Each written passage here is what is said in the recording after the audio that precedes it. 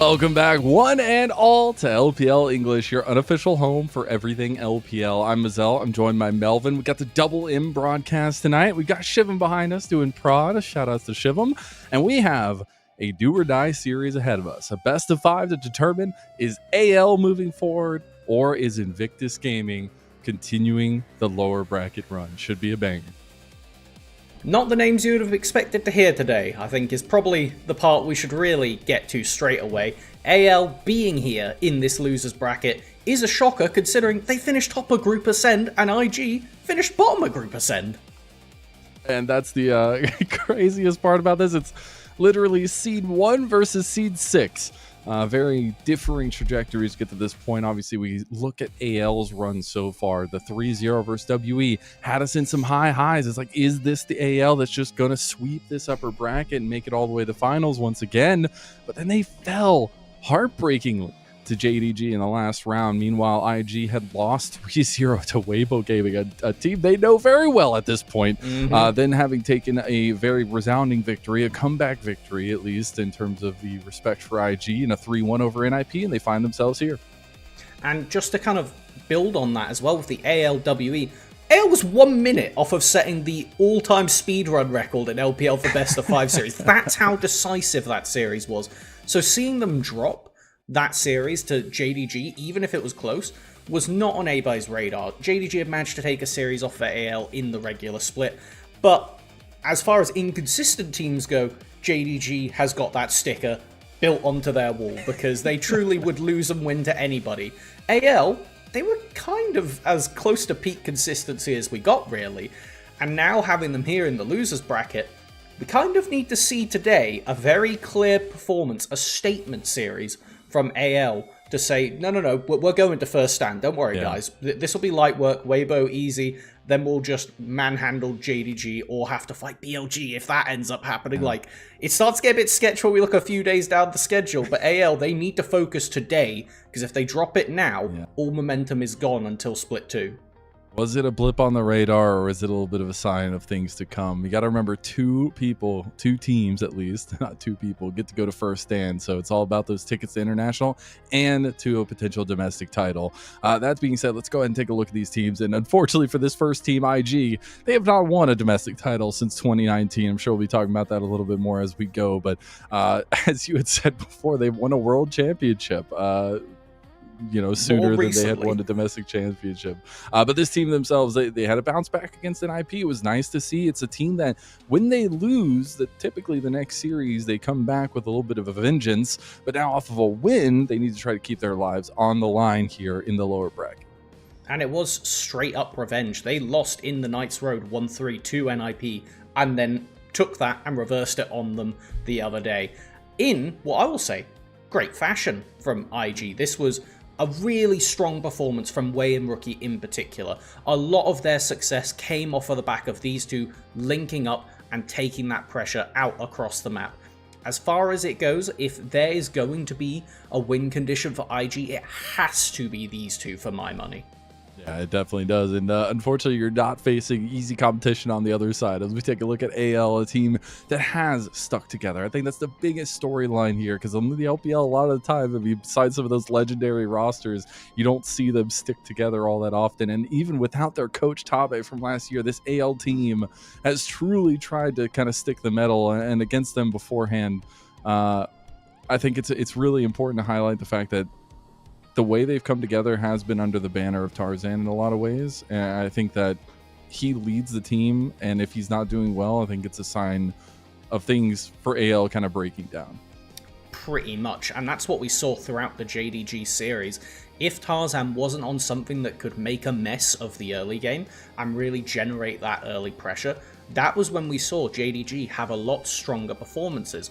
They were able to handle a lot of those games, considering, they won 3-2. It didn't look like it for a lot of it. AL was pretty much slated to walk through game 2, and it would have been an easy 3-0 from that point onwards, but they tossed it away and JDG got back into it, and then from there, they kind of picked apart AL and made it a lot harder for Tarzan to get stuff done early. And a big piece to that puzzle that didn't go well for AL is a spotlight on Shanks, as we're going to take a look at some of his score lines going through from that last series itself, specifically against JDG. And, you know, there were some outliers, obviously, for Shanks in terms of the score lines, but I think as a whole, it was a lackluster performance a lot of the way for him, especially that Ari game that I know you want to talk about. Obviously, he got his Akali game in, but you got to have more consistent performances from the guy that's right there alongside the right-hand man of Tarzan.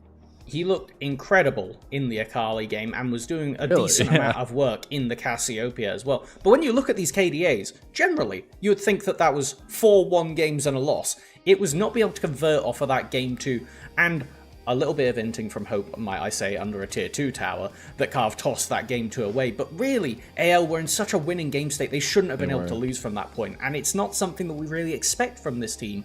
It was kind of something you were alluding to in the green room of AL does have the tendency to occasionally throw it for a bit of content. Yeah, especially when they're ahead of games. It just feels like, you know, they lose their minds a little bit. We are going to be taking a look at some of the clips of AL, highlighting some of the moments I feel like are important to kind of capstone into this team, some of the combinations, some of the things, the game planning that we see from a very cerebral team. Exactly, and one of the ways that they dispatched WE, who Monkey was one of the main drivers and Karis was one of the best performers from them, similar to what we expect from IG, was off the back of this beginning to the series. Shanks get chased out of the wave, then hides and loops back in with Tarzan to collapse, take out the enemy jungler after some really cheeky early invading from the Jarvan.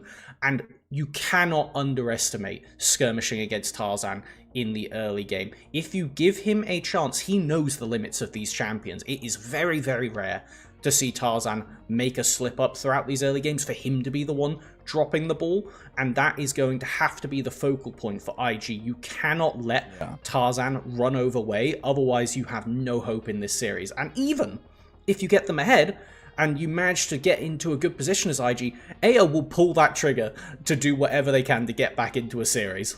And sometimes it's giving Tarzan up, just like in this moment, right? But it's about how the team kind of comes together, and I think you can never be left waiting. You can never be kind of treading water, if you will, in a game against somebody like Tarzan, because he will absolutely just take it to you. And I think that's where we could break down a little bit of the history of these two junglers a little bit more. I know it's maybe a little bit of a bias here for both of them. I could probably spend like 10 minutes talking about both these guys, but they have been around for a while in the LPL. Obviously, Tarzan, having spent his time on Griffin, coming through an organization that ended up seating some of the best talent we have in the world right now, across the world itself. But I think for him, it's been a story about kind of being a mercenary in the LPL. He had all that time on LNG. He was finding crazy picks.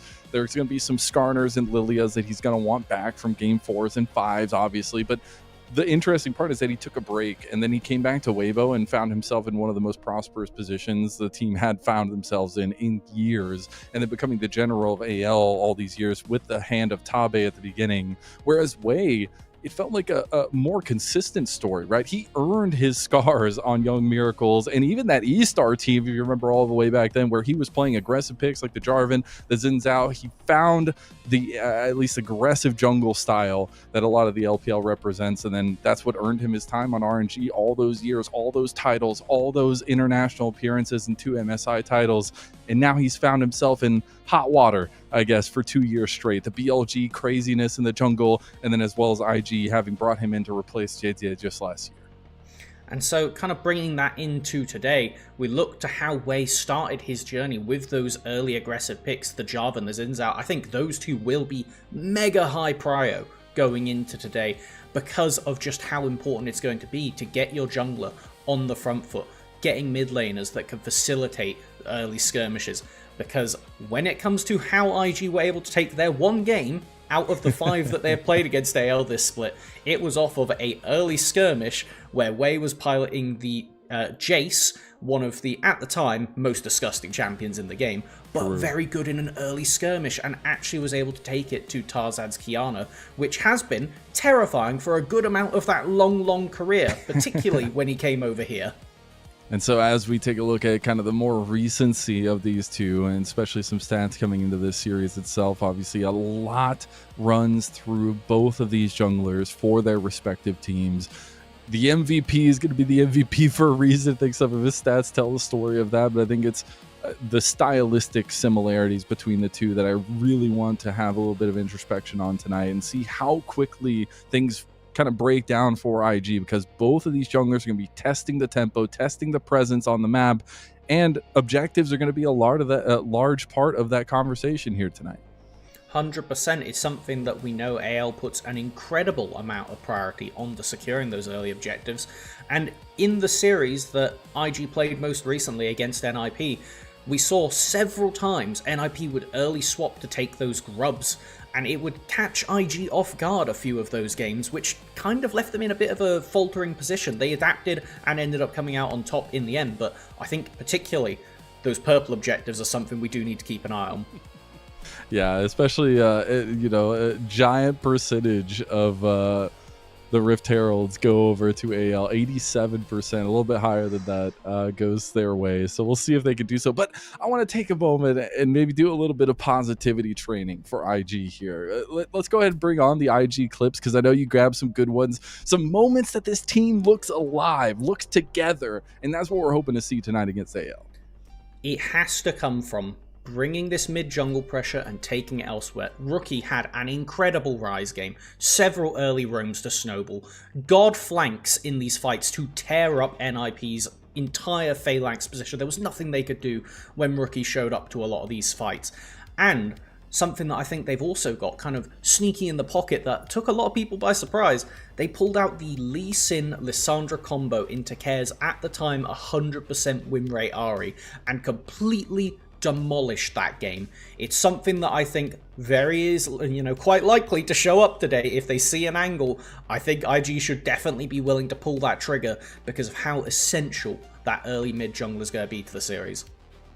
And I think we'll be getting into the draft here soon. We could talk about some of the picks that we're really looking at, but I think we need to zoom out for these two teams. We go back to that story of, AL shouldn't even be here, but they are here. IG, maybe they should be in the lower bracket, but we're seeing a run nonetheless from kind of the 6th Ascent team, which didn't show a lot of promise during the regular season. But I think that also tends to lean to that conversation of that's why it's double Elan. That's why we have so many hoops to jump through to get to this point. And I really hope we see kind of a livened up IG. It is do or die for both teams. It would be a shame to see AL have falling outs here in the lower bracket itself, but that's the beauty of the LPL, is expectations a lot of the time be damned, and we'll see if IG can kind of show up with those functioning tools that you were talking about through the mid jungle.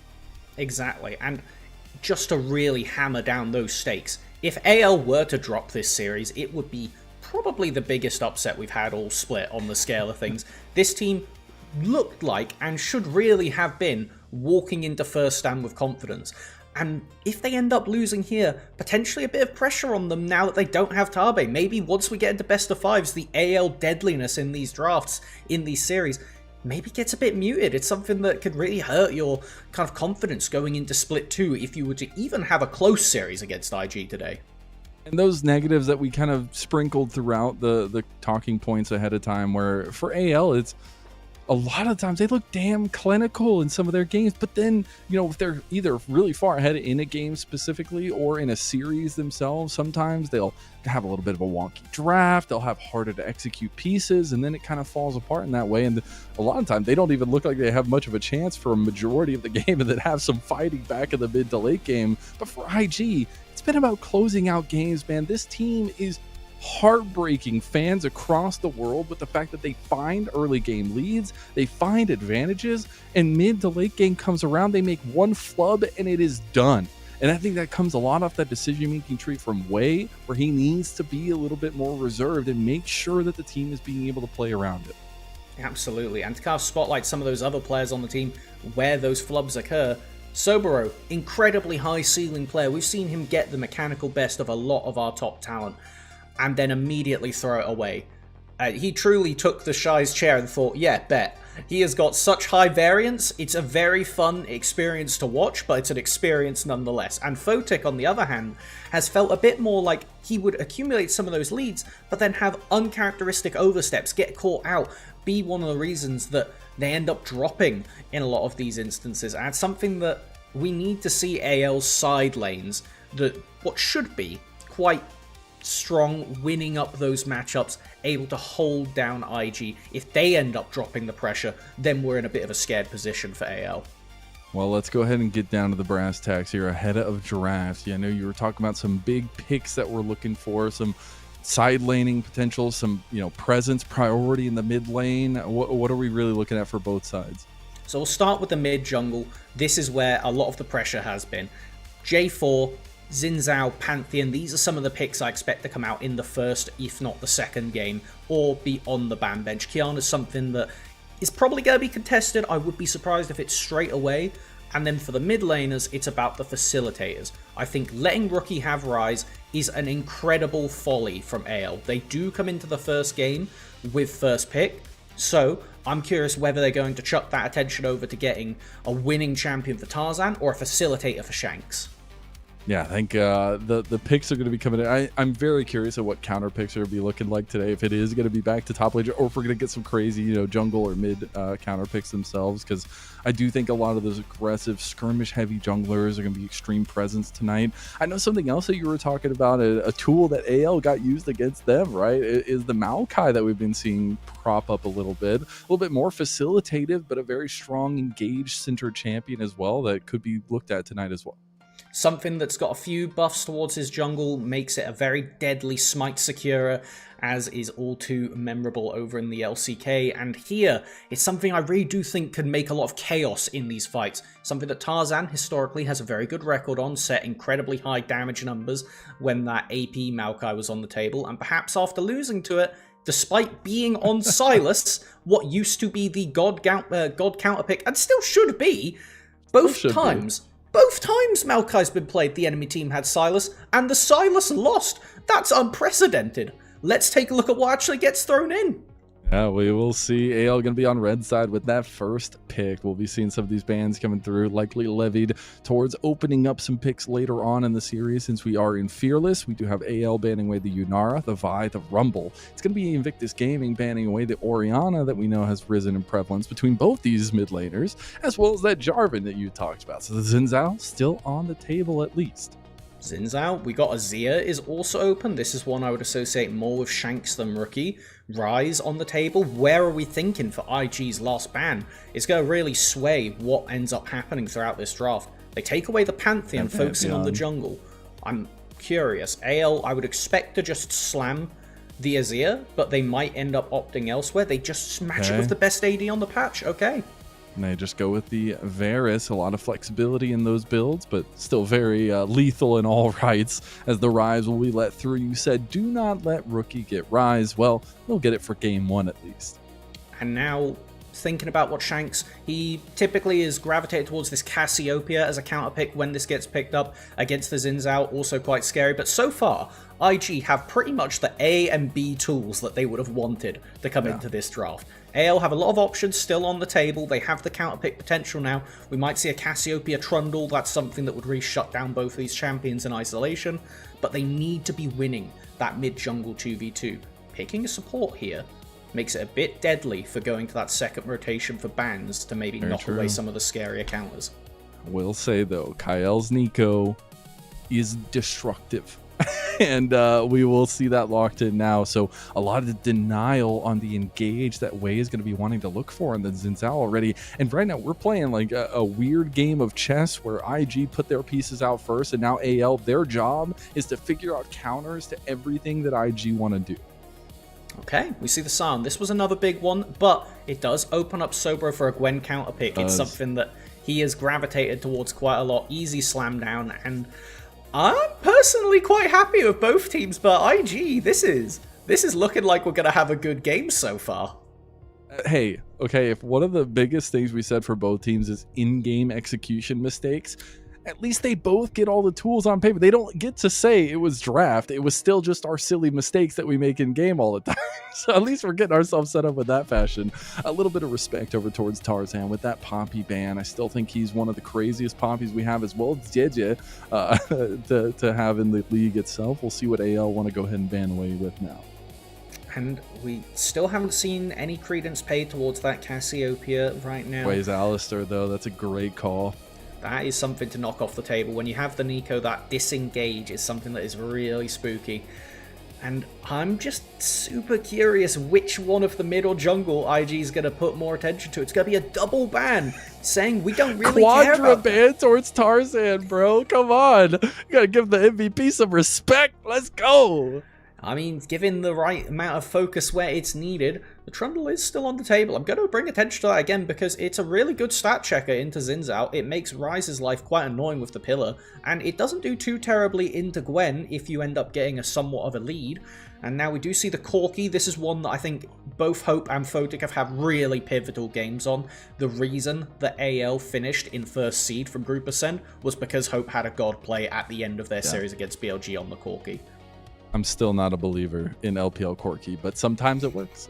You know, in the end, that's all that matters.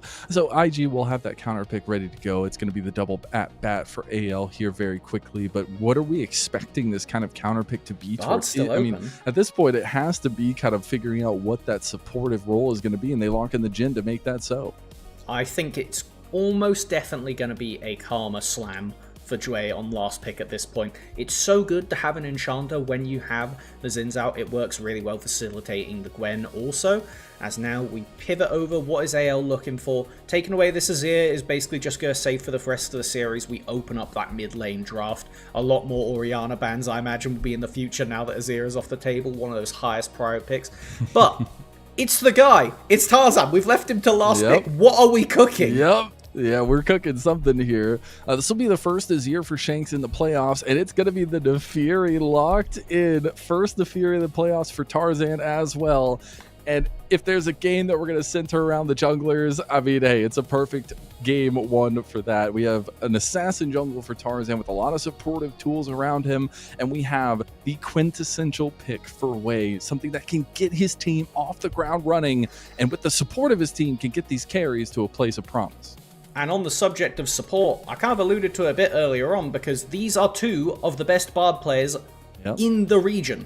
And taking that away so early on into a draft denies Kael having a lot of those scary counter picks into things like the Misfortune. These are mobile ADCs that have a real tendency to get picked off, something that we have seen is a weakness for IG. And so getting that this time against the immobile carry of the Varus, I don't know if I necessarily love it into the Azir, but what I do hope for is we see Jue leaving Photic on the Jhin, safe laning, should be alright to exist in isolation.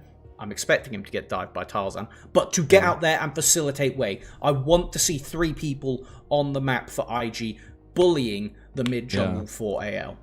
I think the supports just got a lot more important with the setups they have. I think the engages, the denial of engages from both these guys is going to be extremely important to kick off the tempo of the series, right? This is game one of a best of 5, but in a lot of cases, you know, AL had gone the distance against JDG, but you got to start, make sure you have enough gas in the tank at least to go all 5. And I think we're seeing a lot of those power picks already taken off the table here with just this game one underway. For AL, they shouldn't be here. They should be in that upper bracket. They're longing to make this run. Well, IG keeping their heads above water here in the lower bracket. Look for back-to-back wins. It's game one between IG and AL.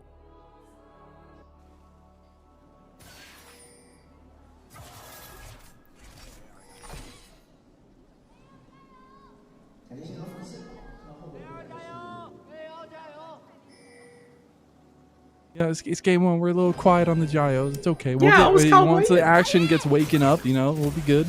But I think we'll take a look at the jungle matchup as it goes. They're both starting on opposite sides of the map here, which will be important to kind of think about on those first ganking patterns. But for me, my eyes are on this bot lane right now. IG need to find a way to keep priority down here, keep some pushing power, at least in these earlier levels as the Jhin and the Bard lane.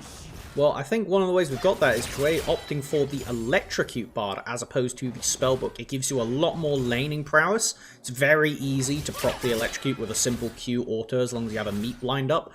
And so that should be giving the favour over to IG, at least in these very early levels, as Sobro Flandre, this is something that this matchup usually is pretty sleeper. But we did see Flandre in that series against WE get a level 3 solo kill as the Scion into Gwen. So that is something we need to keep an eye on. Maybe we get a bit of heroics as the wave goes to crash. We do have one jungler pathing up to top side. Has been spotted out by IG though. They are aware Tarzan is here. A lot of fun with information games across the competitive landscape here as of late, and I love to see it continuing, at least in this early part of the game number 1 tonight. We'll see how much that information really ends up being of value for IG, knowing that they're going to have kind of free reign to make a play on bot side if it's available to them.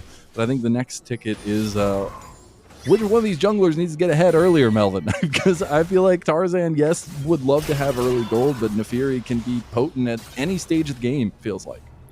It's a lot easier for Tarzan to get in and last hit kills as the fights go on.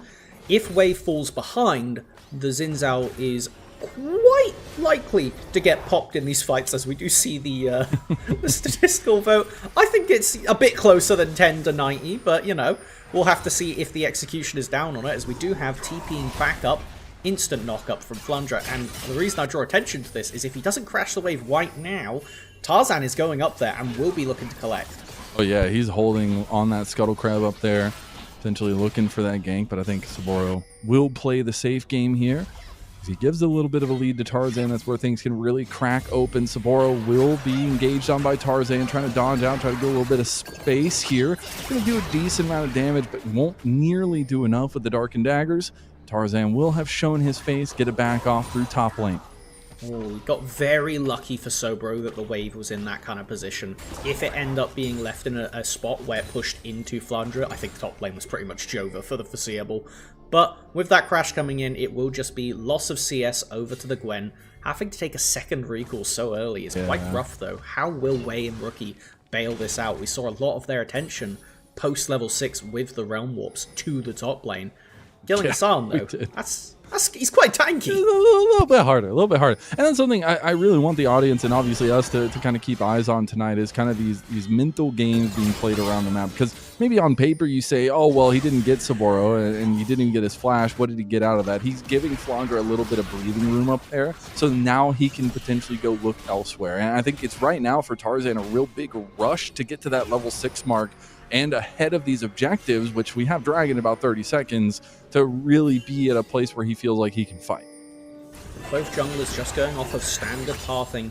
IG should be set up to look for this early Dragon. Tarzan will be on the other half of the map. Curious which side the Scuttle Crab second rotation will spawn on, as that is what is going to decide who ends up hitting level 6 first out of these junglers and where that pressure can get exerted. Now that we're getting close to level 6s, we're actually going to see a little bit more presence from these mid laners as well. Remember, you already foreshadowed to it, but Rookie's Realm Warp plays very, very important to keep tabs on. But we will see some roaming capabilities out of Shanks, who has been an important piece to the puzzle for AL. And I think now that we're getting to those level 6s, getting closer to first items, I think we're going to start seeing them more involved around the map. So we kind of have what looks to be just dual resets, nothing actually going on here, but Rookie is coming back onto the map with those Lucidity shoes, and the ultimate wants to be spamming. That's a cheeky control ward, bro. That's cheeky as hell. I like it. Gets the job done. It will do we start counter now? Like, see how long it lasts? I mean, in theory, it should last for a little bit because Wei is kind of forced to be on this half of the map. I know. The trap is up, and it needs to be contested. We do have prior for IG. Rookie is trying to secure that push on mid. So we actually have Flandre going down mid here. Oh, we are going to get the Wombo combo. Unfortunately, the train does not arrive at the station. Rookie is trying to kite his way out. Nice flash from Flandre, but that flash will be returned by Rookie. Meanwhile, the tussling is picked up, and Wei, one of those quintessential mistakes potentially here, just getting caught on the wrong side of the play and just dies first blood to AL. Oh my god, that was beautiful from AL. Flandre taking what is such a standard reset timing from Sion to just ult back to the wave on the first R. I don't think IG was even slightly ready for him to show up mid there. And while he didn't end up getting the connection, the fact that the shuffle left Rookie in such an awkward spot, having to blow both summoners and leaving Wei stuck on the other side, I don't think we're going to get a replay, but the thing that mattered there was Tarzan won the smite fight to hit level 6, so Wei couldn't knock everybody away from him. And that's the craziest part about it, is it came down to literally that, was the XP differential. And I really hope we'll get a replay, because I want to see how Wei even ended up on that side of the fight. But really good kind of together play from AL, and that has been a recipe for success for them, right? We've seen them kind of pick apart these initial fights in a lot of their games. Okay, we are going to get excellent. And this was just, Rookie's playing a normal mid lane experience right now. Sees the Sarn, barely out of range to get the knockup, but it was bot lane from IG contesting the Crab. And just the collapse, and at this point, Wei commits to the Crab, but everybody else is back away. Realm Warp! Yay! There we go. We got the playbook. Both teams making their own plays here. We did get that Realm Warp play from Rookie to get himself on the board and eating up the kills. Fantastic. This is the kind of thing that I think El was trying to preempt it. I honestly think Flandra was kind of a bit disappointed. He got both of Rookie's Flash and Ghost, but didn't get the Realm Warp, and it comes back to bite him. Evening out a little bit on the gold front, still only advantages for AL with a lot of plate gold being picked up. Yeah, you know, it is what it is. Well, look at the line, Melvin. It's right there. One more auto attack, he'll get it, no problem. But AL have taken some presence in the jungle here. They've surrounded Dway, who will use his magical journey to try to get away, but he's just level 5. We'll take a decent chunk from the Darkened Daggers. And now Tarzan free to take over the jungle of Wei on the bot side. Meanwhile, they're also getting plates. And again, we look at the map plays from AL. They are just making IG answer questions that they don't want to put answers down to. And this is the thing, they know Rookie doesn't have Realm Warp, so this is a perfect timer to be able to exert as much pressure as you want. They can just zone both of IG's bot laners away from this tower for an entire extra wave if they should want to, because if we look at the minimap, Wei's trading it for grubs. He's saying, alright bot lane, sorry to hear about that, but I'll have to bring the advantage back when Rookie lets me drive down there. Jin losing resources because his team plays away from him. Name a better duo at this point. Nice little sidestep from Photic. I'm not a Jin main or anything. I'm not biased. But I do got to give props where props are due. Varus has been, you know, a staple of the ADC in LPL, and I think it's for a correct reason. And I think in this situation where you're getting some subtle resources over to hope for these late game promises will be extremely important. I mean, he's up 20 CS at this point almost, and it'll lead to AL getting the first dragon of the game, at least 2. 100%, and I will give at least some credit that we have had Wei doing anything on the other half of the map, just trading jungle at this point, but you really need a point of power. We need to see a roam now from Rookie and Wei to the bottom lane to bail them out a bit, because the pick potential from this Varus and Nico is so deadly. But they're sending it top again. Elmorp's not up yet. It's taking a while for them to walk up here. They're also bringing Dway, but he doesn't have Tempered Fate yet either. So it's just going to be a dry gank in the top side. Here comes Magical Journey. They're going to try to get the stun onto the backside, and they are going to get Flandra in the end. Get Saboro another kill, at least the second kill of the game for IG, and that'll be another pick on the Flandra. So I hate to tell you this, but I don't think Photic's getting any resources anytime soon. I think that this was a very intentional Jin pick, saying we are locking you in for the W Photic and the E buttons. Yeah, you are not going to be the guy of responsibility. They are giving everything they can to Sobro, and finally, oh, that was close, results in a gold lead up in the top lane. If this Gwen continues to snowball ahead, there is the potential that when it gets to side laning, Sobro could just kill Flandra +1, maybe +2, whoever gets sent after him. And when you have Ryze that can loop up, Bard who can loop up, Jin who can help out with W from long range, getting this Gwen super accelerated might be the thorn in AL's side that makes this game competitive. Very true, and it has been a tried and true strategy that they've used, even in their losses, right? They try to get these kind of side lane standalone pieces that can come join fights when they're strong enough to make the difference. And you see the gold pretty heavily, at least contested right now, and a little bit in favor of AL, especially because of what's going on in that bot lane. But I think, you know, top laners exist for a reason, and Gwen exists for a reason, and I don't think that anybody's going to be able to stop kind of a late game scaled up Gwen, as we do see more gold going over to Hope. Photic will go to the top lane, trying to get a little bit more presence on the Flandra. They're just full committing on this man right now. I don't think you can kill him from this HP, especially because we have 2 people looping up from AL to defend. Want the turret, I guess? I guess so, because they're just sacking the bot lane tower. And just solo gold to Hope, too. Yeah, he got 2 plates off of that, the entire gold. 2,000 gold up? Yep. Yep. It doesn't look pretty. And I don't have much more to say beyond that. It really doesn't look pretty. They are just full sacking Photic. I'll give them the benefit of the doubt here. It's very clear their strategy, though, at least. Like, it might not be the right one that's working out for them now. We'll see. But it's very clear that they just do not care about whatever Hope was doing on Bonsai, and they are fully focused on Flandre. So one thing that can be said is if this doesn't result in anything too dramatic happening on the top side, losing that bot tier 1 makes it quite awkward for anybody from AL to go collect the waves should Soboro want to have a frozen up lane in the bottom. And it kind of makes it awkward now for everybody to come down here and pay attention because we have 2 minutes until both the Dragon and then the Herald shortly after respawns. It's all going to be about if we can see some big cooldowns blown. Taking a look right now, every flash in the game is up. Now, I know I'm new here, but if I know one thing about the LPL, we love blowing people's cooldowns before an important objective. Heck yeah.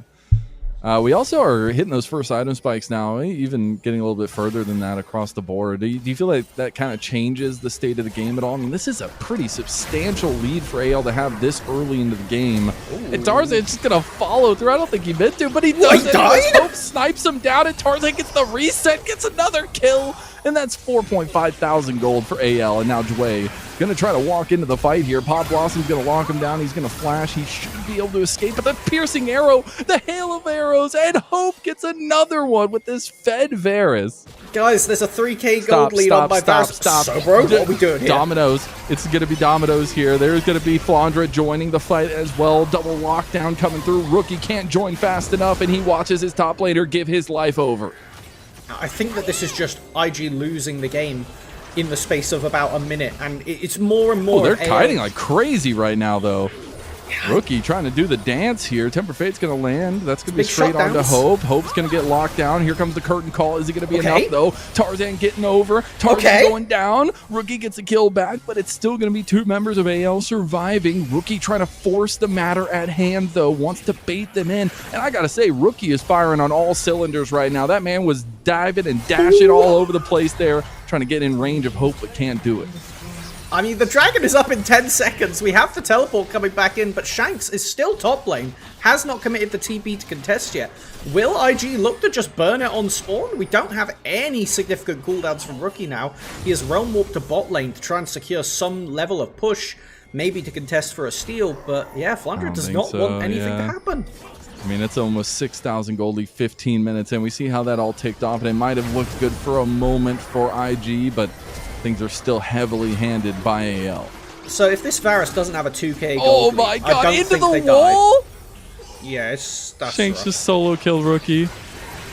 That's what happens when you have to use your cooldowns to collect up a broken team fight, because IG is just fighting without Rookie, and I mean, you said it there, he was kind of styling at one point, doing everything he could to bail out right here. He was fight. all over the place. It was crazy. And that has been what has drawn success. It's why I said don't give him Rise, because if he's given a chance to play the game, he does that. Oh, we don't even get to see it! Oh. Come on, observers. You gave him the solo. He got solo killed in the picture-in-picture, and you didn't even give him his moment. That's crazy. Unfortunately, we come back to reality here, and it's about a 6,000 gold lead. He's got a 4,000 gold lead by himself. And little fact here is Tarzan is almost a level and a half over Wei, who just hit level 10, and Tarzan's already halfway to level 12. Yeah, that's not good. You know how you asked earlier, which jungler do we need to see with more of a lead? We did say it had to be the Xin Zhao, because it's a lot easier for the Neferi to go in and last hit kills later on to recover. Wei doesn't get such a privilege. If he goes in, he has to fight to the death one way or the other, and right now it's not looking favorable for him. And the fact that, you know, all quests for AL were completed about like the 12-minute mark, and we are just now getting quest completions for IG, and Rookie, not with any tools in the top lane, will just have to fight for his life, but that life is going to be short-lived. Another kill goes to Tarzan, though, his second of the game, 2,000 gold lead there. Shanks is going to put up the Sun Disc, try to go this 1v1 against Saboro. Saboro doesn't have what it takes. He's used the needlework already, and that's going to be the Emperor's Divide. Missed just a hair by Saboro's dash. It'll be an important cooldown blown, but I do not think AL will be dropping their priority on this Herald. Oh! Okay, I love this. The Edge of Night doesn't do anything because it's a double proc. He even flashes over the wall, gets flashed on in return by Wei. That's going to be an 800 gold shutdown to Wei. And we're going to get a TP in from Saboro trying to even things up here. It was AL that were trying to force the Rift Herald.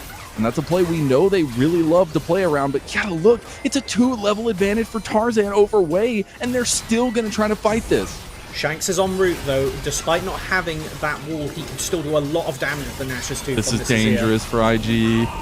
Dead flip. Flandre is just going to unleash it. He's just going to go unstoppable onslaught straight onto Photic. Tempered Fate does end up going, but it's not in time enough to stop the smite from Tarzan. Tarzan secures that Rift Herald with that 87% potential for AL across their games and playoffs. And now it is going to be IG retreating, throwing up the white flag in the face of AL's ruthlessness. As Wei will try to take the magical journey to safety, and he should be fine. It's going to be the mid lane that's going to be the next to pay here. AL, oh my god, Tarzan is feeling himself right now. He goes for the flash play, the bleeds. He gets the kill reset. He's looking for more here on the way, but can't find it. He is going off right now.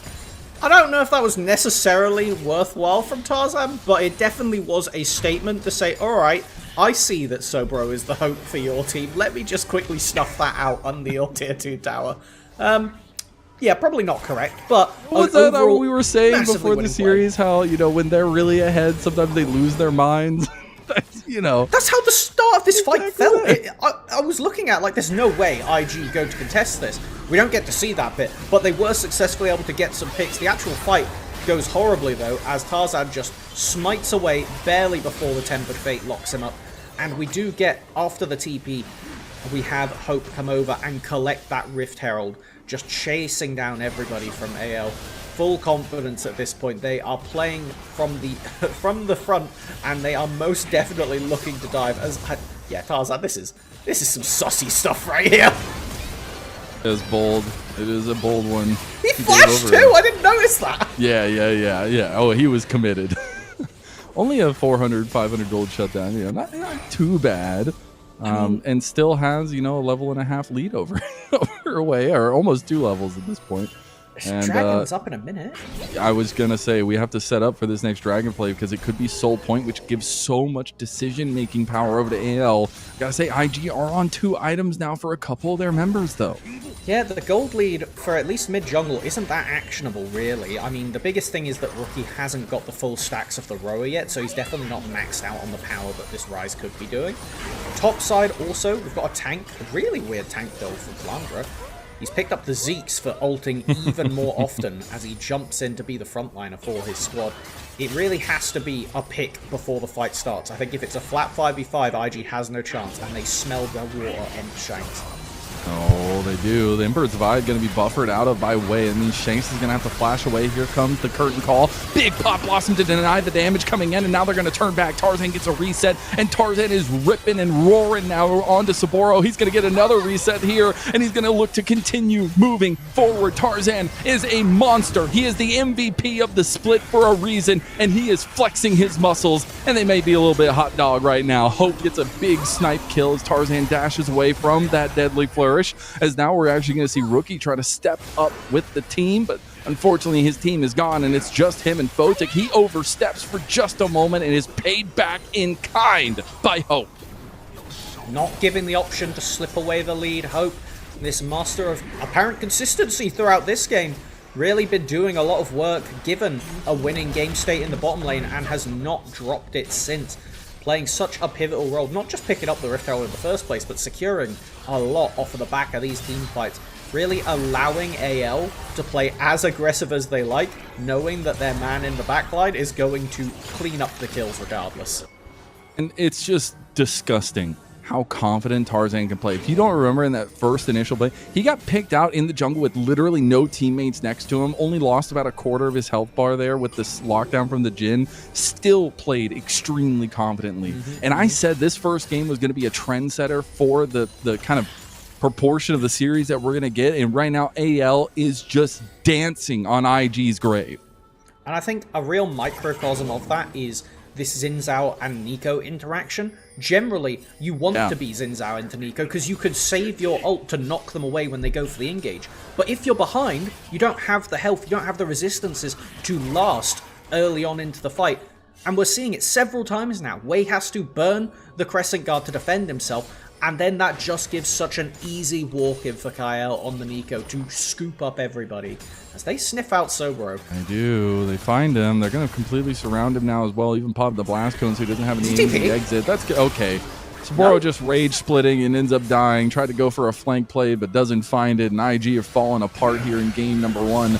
And here comes Shanks with the beautiful Emperor's Divide straight on the way, who flashes straight into the magical journey, but he's still going to go down after all of that because the hounds are coming for IG. Another big piercing arrow from Hope strikes the heart of Invictus Gaming, and it's going to be AL going straight to the Baron. Tarzan is preying on them tonight. That was disgusting. Pressing the W to dodge away from the Crescent Guard, chasing down his opposite number. And now we don't even have Rookie able to get stuff done on the bottom lane. Yeah, he knocks down a few plates, but what do you do? There's a Scion there. He's just going to stand in your way. Yeah. And I know that, every matchup in the jungle is going to change completely from game to game depending on what champions they have, but if this is how the matchup is going right now for IG, you've got to get way out of this. You've got to find a way to make way relevant, because if there was one piece that was relevant for IG for all of their 2026 so far, it was way. Reaching all the way back to Demacia Cup when he single-handedly was pulling this team over the finish line, obviously with a little bit of help of the sub mid laner, but it's really got to be a place where he needs to be able to stand toe-to-toe against Tarzan.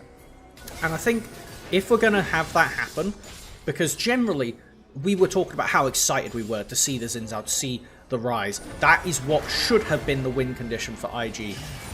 And I think what we really do need to see then is a pivot to give more attention over to Rookie as the counter pick. Because he has been gliding when given the opportunity this game, it's just the game fell apart before he had such an opportunity. So I want to see Rookie have something that can win against Shanks so that he can go and help play constantly, because now we're going to get a flank and maybe there's an angle for a recovery, but it's going to be very hard fought for IG. Oh, Saburo just commits. The rest of the team is very hesitant. Very bad chemistry going on right now for IG. Rookie finally arrives.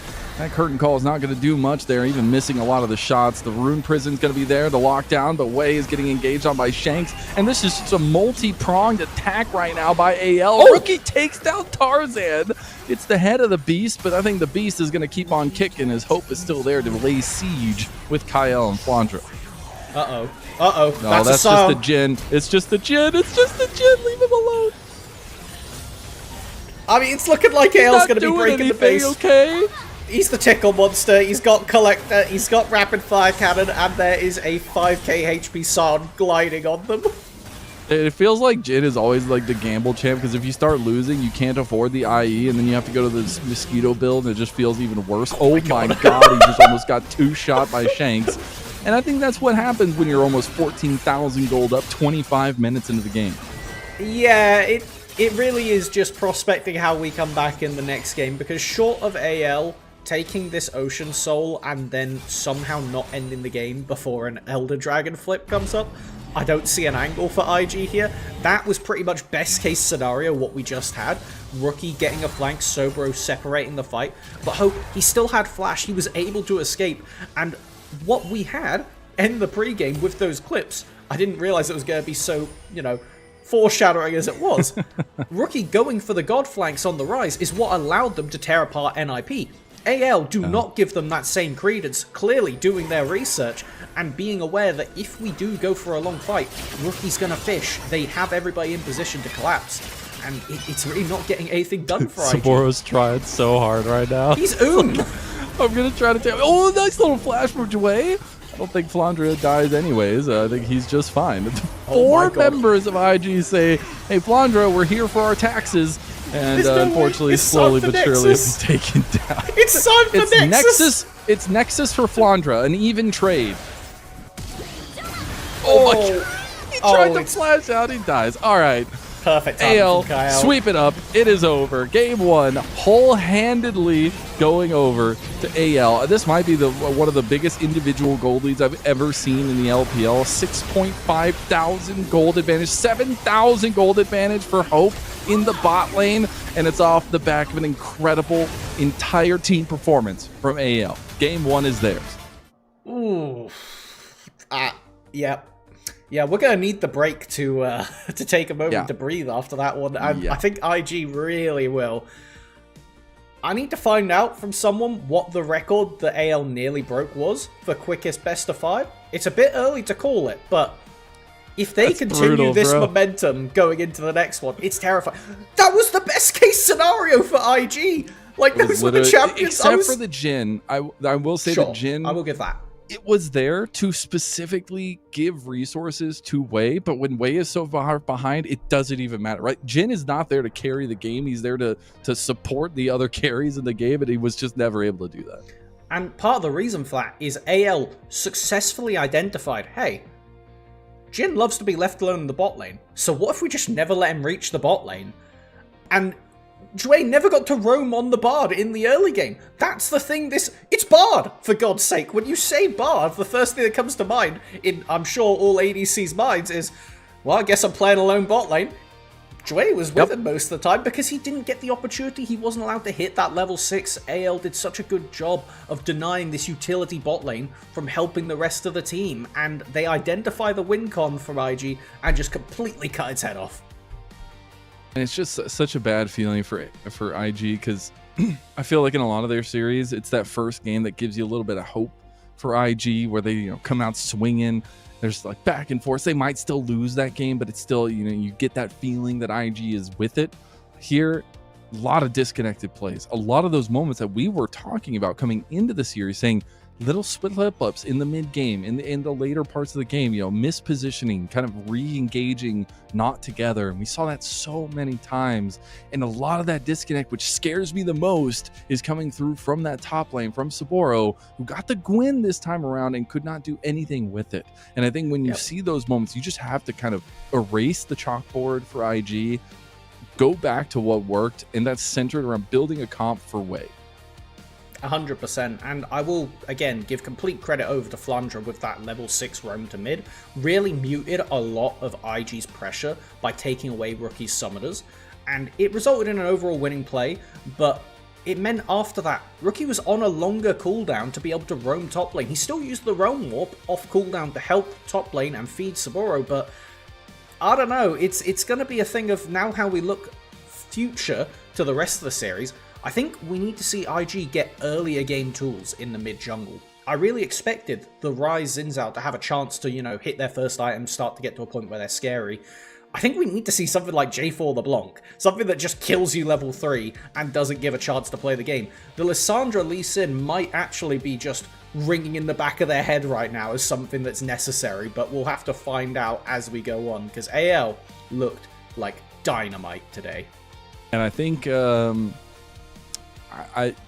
were 4 bans towards Tarzan. I think they know what is terrifying, and I think it's when Tarzan can run the map. And I said tonight, I know when we were going into it, I made a little bit of a joke about them being a geode and kind of Tarzan just trying to crack them open here or there, find weaknesses in the armor, if you will. And I think he found every weakness he wanted to. And I think this is a scary position for AL when they do get super confident. Sometimes they lose their minds, but it's also a moment where they lost to JDG heartbreakingly. They are angry, and it is very, very telling. Yes, this is very much, we set up as it needs to be a statement series from AL. The early game was closer than I thought it would be, but AL were just laying the seeds to be able to completely take IG out of the mid to late game. And so I would call it a statement game overall from number 1. If they can continue this momentum and turn it into a quick 3-0, I will personally be very sad, because I've loved how IG looked in that NIP series, and I want to see a bit more of that life from them. Give them something to look forward to for Split 2, show that potential against the top of the table, because if not, you're going to be just sitting so dour watching First Stand with potentially AL there.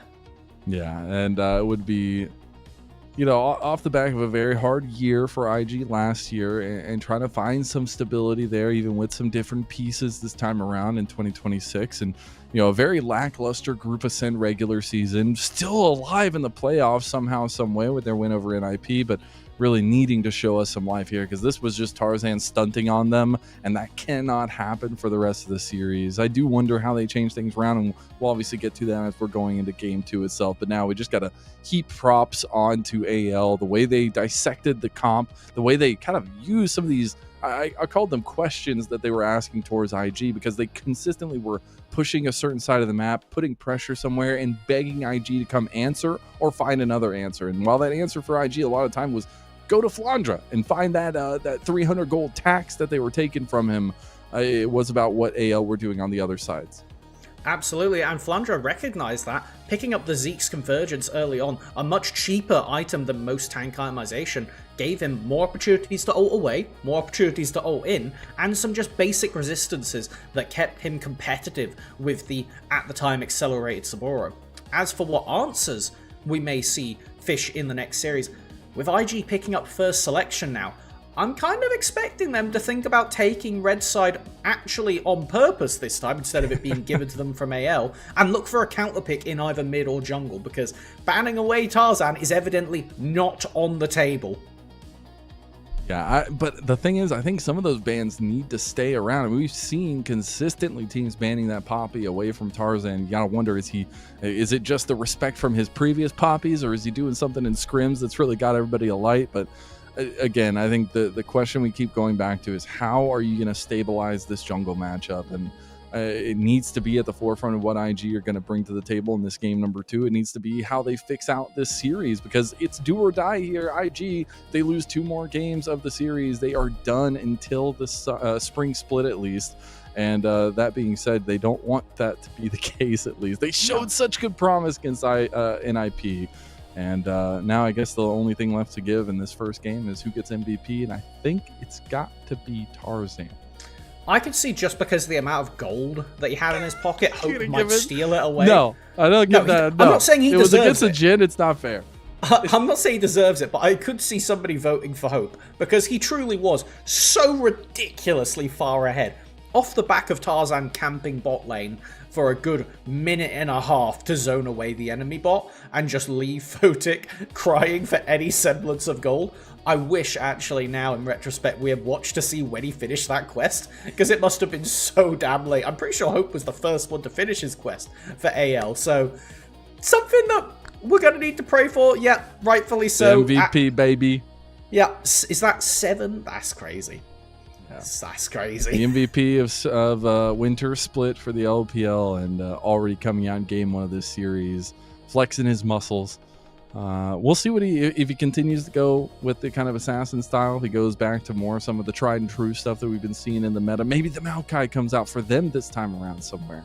But right now it's the Tarzan show, and if you don't got tickets, you need to go buy them somewhere, somehow, because that was an impeccable game number 1 for AL, and now all eyes on IG on how they dig themselves out of this hole. We will see you for game number 2. Before we get going to that, though, we got to give a huge and special shout out to our coffee members, as if you'd like to support the LPL English project, please consider becoming a coffee member. It's the best way to support the project as a whole. Vast majority of the payments go directly into the program itself, into the show assets, into paying the volunteers that make this a daily occurrence.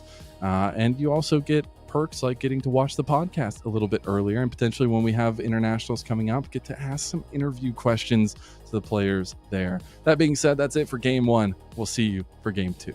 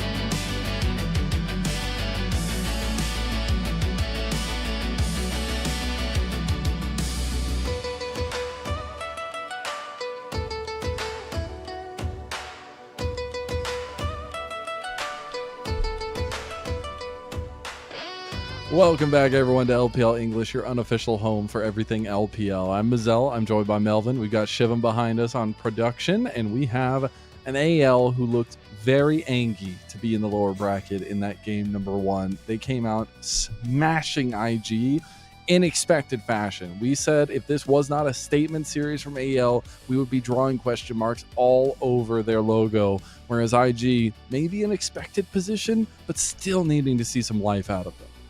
Yeah, I think IG were kind of always expected to be the underdogs this time around. They had a really good performance against IIP leading up to this series, and that maybe gave us a hit of hopium to think that it might be a bit more competitive than it was. It is important to note, now the record between these two teams is 5 games to AL this split and 1 to IG, so we know there's a chance. That's the thing that IG's got to keep in their hearts and in their minds. There's a chance. Exactly. There is some way that they could do it. Unfortunately, when we looked at the IG draft for last game, that kind of looked like it was going to be the time to do it. We take a look at that draft here and getting to see the Bard come out, final pick, trying to use that as a springboard to get the other pieces ahead, but in the end, it really didn't matter. All pieces got behind. There was a massive gold differential in the bot lane that IG continued to try to play away from and just couldn't find the answers elsewhere. I think the brightest piece was Rookie on his rise, but now that rise is not available for the rest of the series. Losing that one is going to be a lot of struggle, and the fact that we see Azir picked up in second rotation is basically unheard of. And the reason for that was there were 4 bans levied against Tarzan, and yet he still finds the Neferi, and he still has an incredible carry performance. So, as we head into the second game, as we prep for the draft, we're kind of back and forthing on it. I personally think at this point, why even bother banning out Tarzan? Because it clearly doesn't work. Let him have all the picks so that he can't choose which one he wants to play. Exactly, right? Perfect. Honestly, my genuine stance on it now is Rookie was the shining light in that game. If we can get him a favorable matchup into Shanks, that can be the effective counter pick into Tarzan. Let Rookie win mid, because he has shown that he can do a lot in these team fights when given a chance, so give him the chance to then help Wei to carry the rest of the team.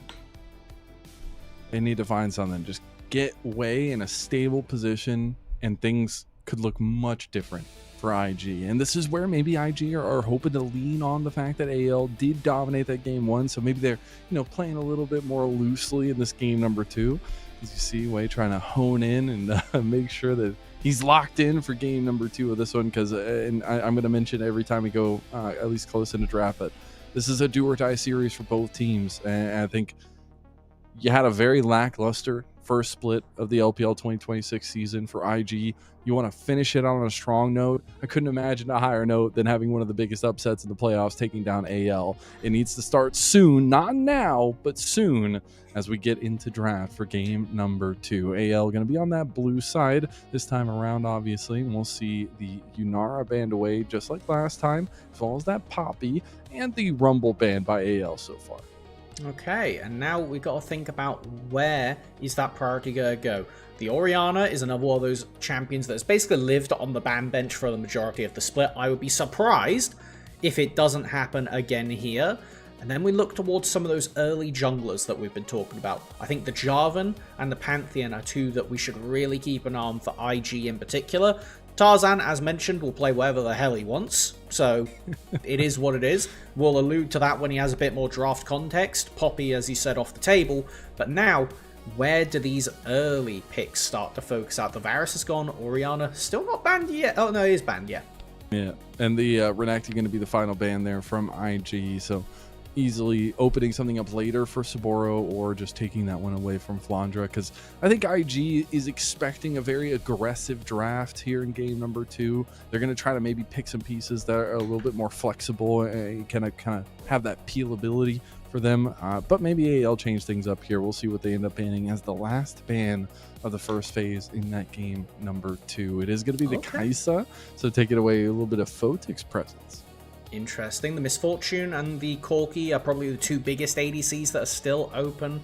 As far as what we're actually looking towards, Ambessa, very standard. pretty much the best top laner left open right now. Will Flandre match with something like the Cassante as a tank option, or will we see him left till a bit later on? He's got plenty of champs that are still open that he's already played that he'd be happy to reprise into it. Even the Rek'Sai or something like that might come up. They're gonna do the game 3 playbook. Okay, it's gonna be the Corki, at least something that was banned away in that game number 1 as well later on. But they do have the Vi, so it's the setup tool for the team itself. It could be a Lissandra angle. It could be a Lissandra angle. I mean, the Vi is something that's quite scary. There is the potential right now. I think the Jarvan the Blanc is also pretty decent. This was one we were talking about at the end of the last game, of give that early playmaking potential over to Wei and Rookie. We do get half of that scenario picked up now, despite having a mobile ADC. Okay. I used to call Rookie the bodyguard of IG because he just always was trying to defend everybody in teamfights. Maybe it works out for him this time around, but I would have loved some damage, some carry potential from Rookie. And if a Galio gets far ahead, I guess it does become a carry. We've all seen Faker's Galio, but in the end, I think it's something that's going to be a little bit tough to manage for IG. Still going to that peel tool kind of setup that we were talking about earlier as the Talia gets locked in instead for AL. That's a yikes. That's a big yikes. It's not like the best duo with the Vi. But you hate to see this in these comps. Yeah. Like, honestly, it doesn't look fabulous. It does feel like IG is setting up for that misfortune. So I would be incredibly surprised if AL do not snap that away right now. Alistair, another champion that is still open with both mid laners being picked up. The Silas counter pick is off the table, so I would expect that to be another one that you'd want to remove from the potential wombo combo of IG as we see that knocked away. I mean, if the rocks go down, though, and you're IG and you're trying to go for a big engage play, that's going to hurt, man. Shanks is going to be able to deny a lot of the entrances from IG's kind of all-in composition so far. We do get the supportal focus in the second half as the Nami and the Alistar come away. There is an Ashe Seraphine angle from IG, actually. They've got the full dive. It would work quite nicely. Kind of outfit the damage profile and enable IG to contest AL on these big mega skirmishes. I'm curious now whether AL's going to knock away the Misfortune or the other one. They actually take away Renata, implying they want to commit to a bit more dive themselves, give a winning matchup to that bottom lane. Yeah, see what this 2v2 is going to be looking like down there as well, as IG are going to save the best for last, apparently, here, and try to get these 1 and 2 picks coming through in the second phase, as we do see the Rek'Sai towards Flandre. The only guy, I feel like, maybe in the world with the Rek'Sai pass, the golden Rek'Sai pass, but he won't be allowed to pick that one this time around. Would be interested to see what he wants to grab into the Ambessa. Kind of flicking through champions, not going to talk about any too specifically, but if we don't see a tank coming out right now, it is going to make Hope's life quite difficult, because playing mid-range against these champions is scary. Shanks obviously can throw down the rocks to buy a bit of time, but if IG just super index into dive, or even pick up that Ashe Seraphine right now, they have a lot of angles to play for. It looks like they're hovering over the MF instead. This was the other route, and now the question is, what support are we planning on pairing it with? Because if you don't go for that, I mean, do we opt for an engaged support that gives the MF a chance to play the lane, or do we opt for a ranged support to go for that priority? A big brain Melvin came through with the MF pick here. Don't know if it's going to save IG. Those set pieces can be extremely hard to play around, but at least gives them something to keep an eye on in terms of their composition. They also go with the Rel, something we haven't seen as much of late, but still an incredible engage tool and one of Dway's best champions. Most definitely, and I'm trying to think of just looking at all the champions that Kyle's played this split, and I don't really love any of them right now. Nautilus is fine. You could grab the Rel out of midair, but that's the best you're doing. Opting to fight fire with fire this time around, I think that IG have the potential to steal something away here if they don't get absolutely smashed in the early game, which is the obvious big asterisk we need to keep in mind. The things that I'm representing from this IG draft that make me a little bit sad is still that reliance on Sabora. I think he has been a good piece to the puzzle, but if you go in game number 1 and it works out that way, I would love to see some of those resources delved out elsewhere. We get a very supportive mid laner from Rookie, and I think he's going to be doing a lot of the kind of flex seal of this team. He's going to be dashing all over the place, trying to save everybody. And maybe that's exactly what IG need to try to get themselves into this game. It's just some band-aids, if you will, to stop some of the bleeding that AL is cutting them down with. Absolutely. And something I do want to keep in mind is that the Jace did get a buff to top lane to try and shift them a bit out of the jungle. It's actually quite substantial for my money. It's a lot of extra resistance shred when he changes from forms, and shifting that damage off of the range queue over to the melee queue. Something that when you're playing against Ambessa, you're going to be throwing that out quite a lot because she's going to be on top of you. So I think that Flandre is more than happy in isolation. It's just, as alluded to, will anywhere be in isolation with Rookie on this Galio and Wei on the Jarvan?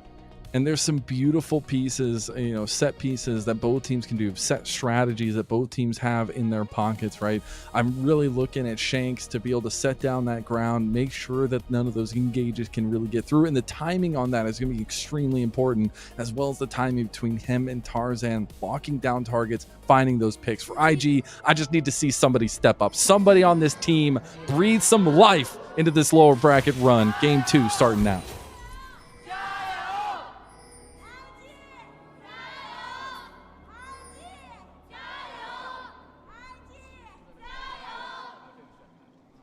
That's what we're talking about. That's what we want to hear.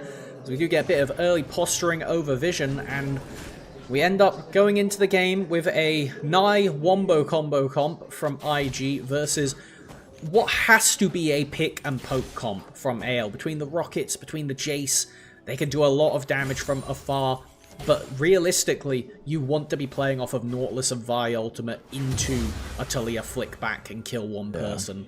That's how we want to see the game progress. Will we even get to that point, or will Tarzan find a window to impact it and completely remove Rookie from the actual game? Speaking of Rookie a little bit, he's got the new Galio skin on. It's pretty slick. If you haven't seen it, it's the like Agus, like Mecha champion Galio skin. It looks pretty cool. It's just a little, I get that out of the way now so that my brain stops thinking about it. But it is also a little bit of a difference in game number 2, where both junglers are going to be starting on the bot side, pathing up towards top. Now, I want to see Wei potentially do a bit of sinning here and just skip camps and go straight for a gank. He will just end up farming, but I think that was probably the only window you were going to have where you could do something and Tarzan cannot. The Vi, with Q, with Flash, can make something happen post level 3, but she doesn't really want to. She wants to power farm to 6 and look for those off ganks when somebody's extended. Really early use of the barrier there by Hope just to stop some of that damage from Photic earlier on. It'll be interesting to see how those summoner spells pan out. We haven't seen those early heals used just yet in the laning phase. And usually you see that with a lot of pressure. But I guess while we have the time, let's talk about this top lane matchup a little bit, because this is Saboro picking this first here on the squad, at least with that kind of 1-2 punch of the Jarvan Ambessa. But he gives over counterpick to one of the most legendary top laners in the LPL, one of the most long-standing since the days of Snake in Flandre. My God, you could say in the world, like, he is that guy. And it's something that we do need to keep an eye on if he can exert a lot of pressure. But first, will Rookie get this play off? Shanks is leaning over towards Tarzan, but he didn't realize Wei had snuck in between them. It's going to be the flash out of Wei. One more hit for the auto and gets the first blood for IG. Tarzan, I don't think he can follow through. Does have the flash with that vault breaker, but not going to go for it. We have a suspect-looking play. Does end up paying off, though, and IG's bot lane is here to secure that crab, but Tarzan commits anyway. Oh my God. Just goes straight in. Does have Hope coming right behind him. Flashes away, leaves the rest of his team here. The Gatling gun's doing work, but now Kyle is left out. Tarzan just baited his entire team into an early game flub. Just got both of his bot laners killed. Okay, this is that AL kind of getting a bit too hyphy, and if there is not a perfect representation of what happened in that one game out of 6 now that IG and AL played, this is almost beat for beat. Like, it's incredible. When IG was able to take a game off of AL earlier on, it was a level 5 fight in the bot river where IG members lived on slivers of HP and were able to secure a kill advantage. That is exactly what has just happened now. This is the chance IG was hoping for to make this a competitive series after AL's game 1 stomp. And across the table, 4 flashes burned from AL. Luckily, Hope still has his, but that's one of those ones where you hear that pinging sound coming while your bot lane dies. Probably about 10 of those pings coming down in solo queue from Hope and Kyle. That's going to be something that he's going to need to pay back towards this, game-winning potential bot lane in the Corki as we take a look back. This is just crazy aggressive. They managed to actually get the first part onto Photic, but not able to connect the hook after. And now, when you have to flash away as Vi, you do a decent amount of early skirmish damage if you're allowed to keep hitting, but the CC chaining from IG and just focusing down the right people, incredible. Rookie's top at level 5! Sandra is getting picked on in the top lane, just like in game number 1, and Saboro is going to get the kill. That's going to be 4 kills early on now towards IG. I mean, it's truly textbook. Like, this is exactly... I don't know how IG managed to mind control AL into giving them Rookie's trying to mind control himself right here as he's trying to get as much Phaser's right. done. He should be fine. Tarzan very hesitant to try to commit to the fight as level 6s have been accrued from both the solo laners of IG. Meanwhile, Kyle takes a brutal trade in the bot lane. And this is a 2,000 gold lead, 5.5 minutes in for IG. And one of the areas you'd want to see a bit more even gold would have been the mid lane. You want to see Shanks winning out if Rookie is going across the map and getting stuff done. But no, after that first death, he has just been zoned off of minions, and then Rookie was able to use excellent tempo control to still exert pressure. He is walking top off of base. Broke entrance is available. Saboro could just unleash it. Yep, he's going in. Here comes the combo. This is why they drafted it, and it's Rookie being that flex seal for all of IG. Finds another assist, finds another pick for IG. 5-0 into this game, and they also take first dragon. I just feel like I'm watching a different team right now. Like watching a Rookie masterclass. That was a beautiful E from Rookie to not get knocked up there, but he should still go down here. Okay. Well, there's the combo that AL were trying to pull off the entire time. They finally do find it, and Shanks gets himself a kill. The first for AL, and a little bit of a comeback sees. It's definitely something. I mean, Shanks will be able to get one play at best here, but it's not as good as you really would want to see. At least it is something. It is a counterpunch, mind you. And this was one of the areas where, in AL's loss to JDG, when they were losing, it was because Tarzan was on a champion that couldn't get a lot done early, or his early plays got muted. Vi is definitely a champion that doesn't want to be making early plays, and his early play got muted because IG just full collapsed. So maybe this is like exactly what IG wanted, to have a chance in taking this one away. We saw JDG do it. It's just a question of if IG can be resolute, if they can hold on to the lead they've got and continue to snowball it. That's always the conversation. That's always the question for IG is who's going to make that mistake that changes things around in a bad way. But right now they have a very stalwart composition. It's a comp that personally feels very hard to attack onto ahead of these objectives, ahead of these big 5-on-5s, because they have so many options to engage, but also a lot of defensive options there. And when you're just trying to poke and prod and find picks as AL, it's going to be few and far between. Well, Kyle still not tagged over to level 6, but between his ultimate and Tarzan's, that should be the way that AL tries to find an avenue back into this game. I would not personally love to see AL contest early objectives. What I would like is for them to sack an early objective and go bully Photic, go bully Soboro, do something on a side lane, or hell, even kill Rookie if you think you've got the damage to do so, and just try and get some level of lead onto a laner right now. See a very reserved section of game from AL right now, giving over both early objectives to IG. As bullet time comes out, it's going to be Photic getting a decent chunk of the wave and getting the barrier and heal proc out of the bot lane of AL. Shank's going to be on vision as he moves, and there's still not going to be another objective for a long while. AL going to try to gather the ranks, though, and look for anything in between. Really good ward coverage from Dway to deny any roams down from Shanks there. Just gives you that extra bit of buffering to know when you have to get the hell out of dodge, or get Rookie into dodge, as we have dragons spawning, 2 minutes. As said, it's just a moment of respite. Neither team going for anything super aggressive, but Rookie has here his entrance. Will we see another one of those roams up to top lane? Will we see a potential Jue engage to blow some of those summoners from the Corki, from the Talia, before we get to that dragon fight? Unraveled Earth getting serious work here from Shanks. I think that's going to continue to be the case throughout the game. I think that's still going to be a big side eye for me throughout a lot of these next fights, is Shanks' impact in denying some of the engages from IG.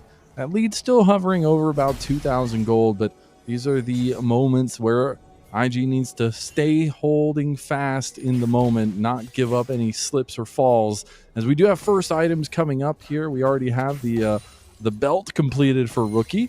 Do these first items really change much on the map itself? I would say so. I think the amount of extra just damage and durability that all three of IG's completed items so far, and the BF into the Bloodthirster once Photic gets that one, which should be quite soon, is going to make it even harder for AL's picks to actually convert into something. Ooh. Bit of a whiff. Saboro tried to go for the all-in. They're still going to find it. Cataclysm used. Saboro flashes over the wall. Flandra not going to be able to get out of this one here. He did end up burning the flash already, so no exit strategy. And Flandra's just getting bullied this series, man. Yeah, I think it is the way to play right now. Oh, really nice sidestep from Rookie. He doesn't have his jungler nearby. He's feeling himself here. He is going to sidestep that Vault Breaker as well. Get good damage back, and Rookie is feeling himself on this Galio. I've just watched him do that same thing about 3 times now, of using the E to back up into a wall and barely dodge a skill shot. And it's just so great to see Rookie on this kind of form. He really wants to put this into a Game 5, into a Game 4. Give his team a chance. And it is so fun to watch him take it to all of AL, because that is how it feels right now.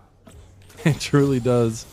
As he's, again, kind of the bread and butter of IG. While Wei has been the guy kind of bringing them across the finish line, if Rookie is not there to support the team, you see a lot of moments kind of fall through the cracks. Yeah, exactly. As Dragon is potentially getting started up here by IG.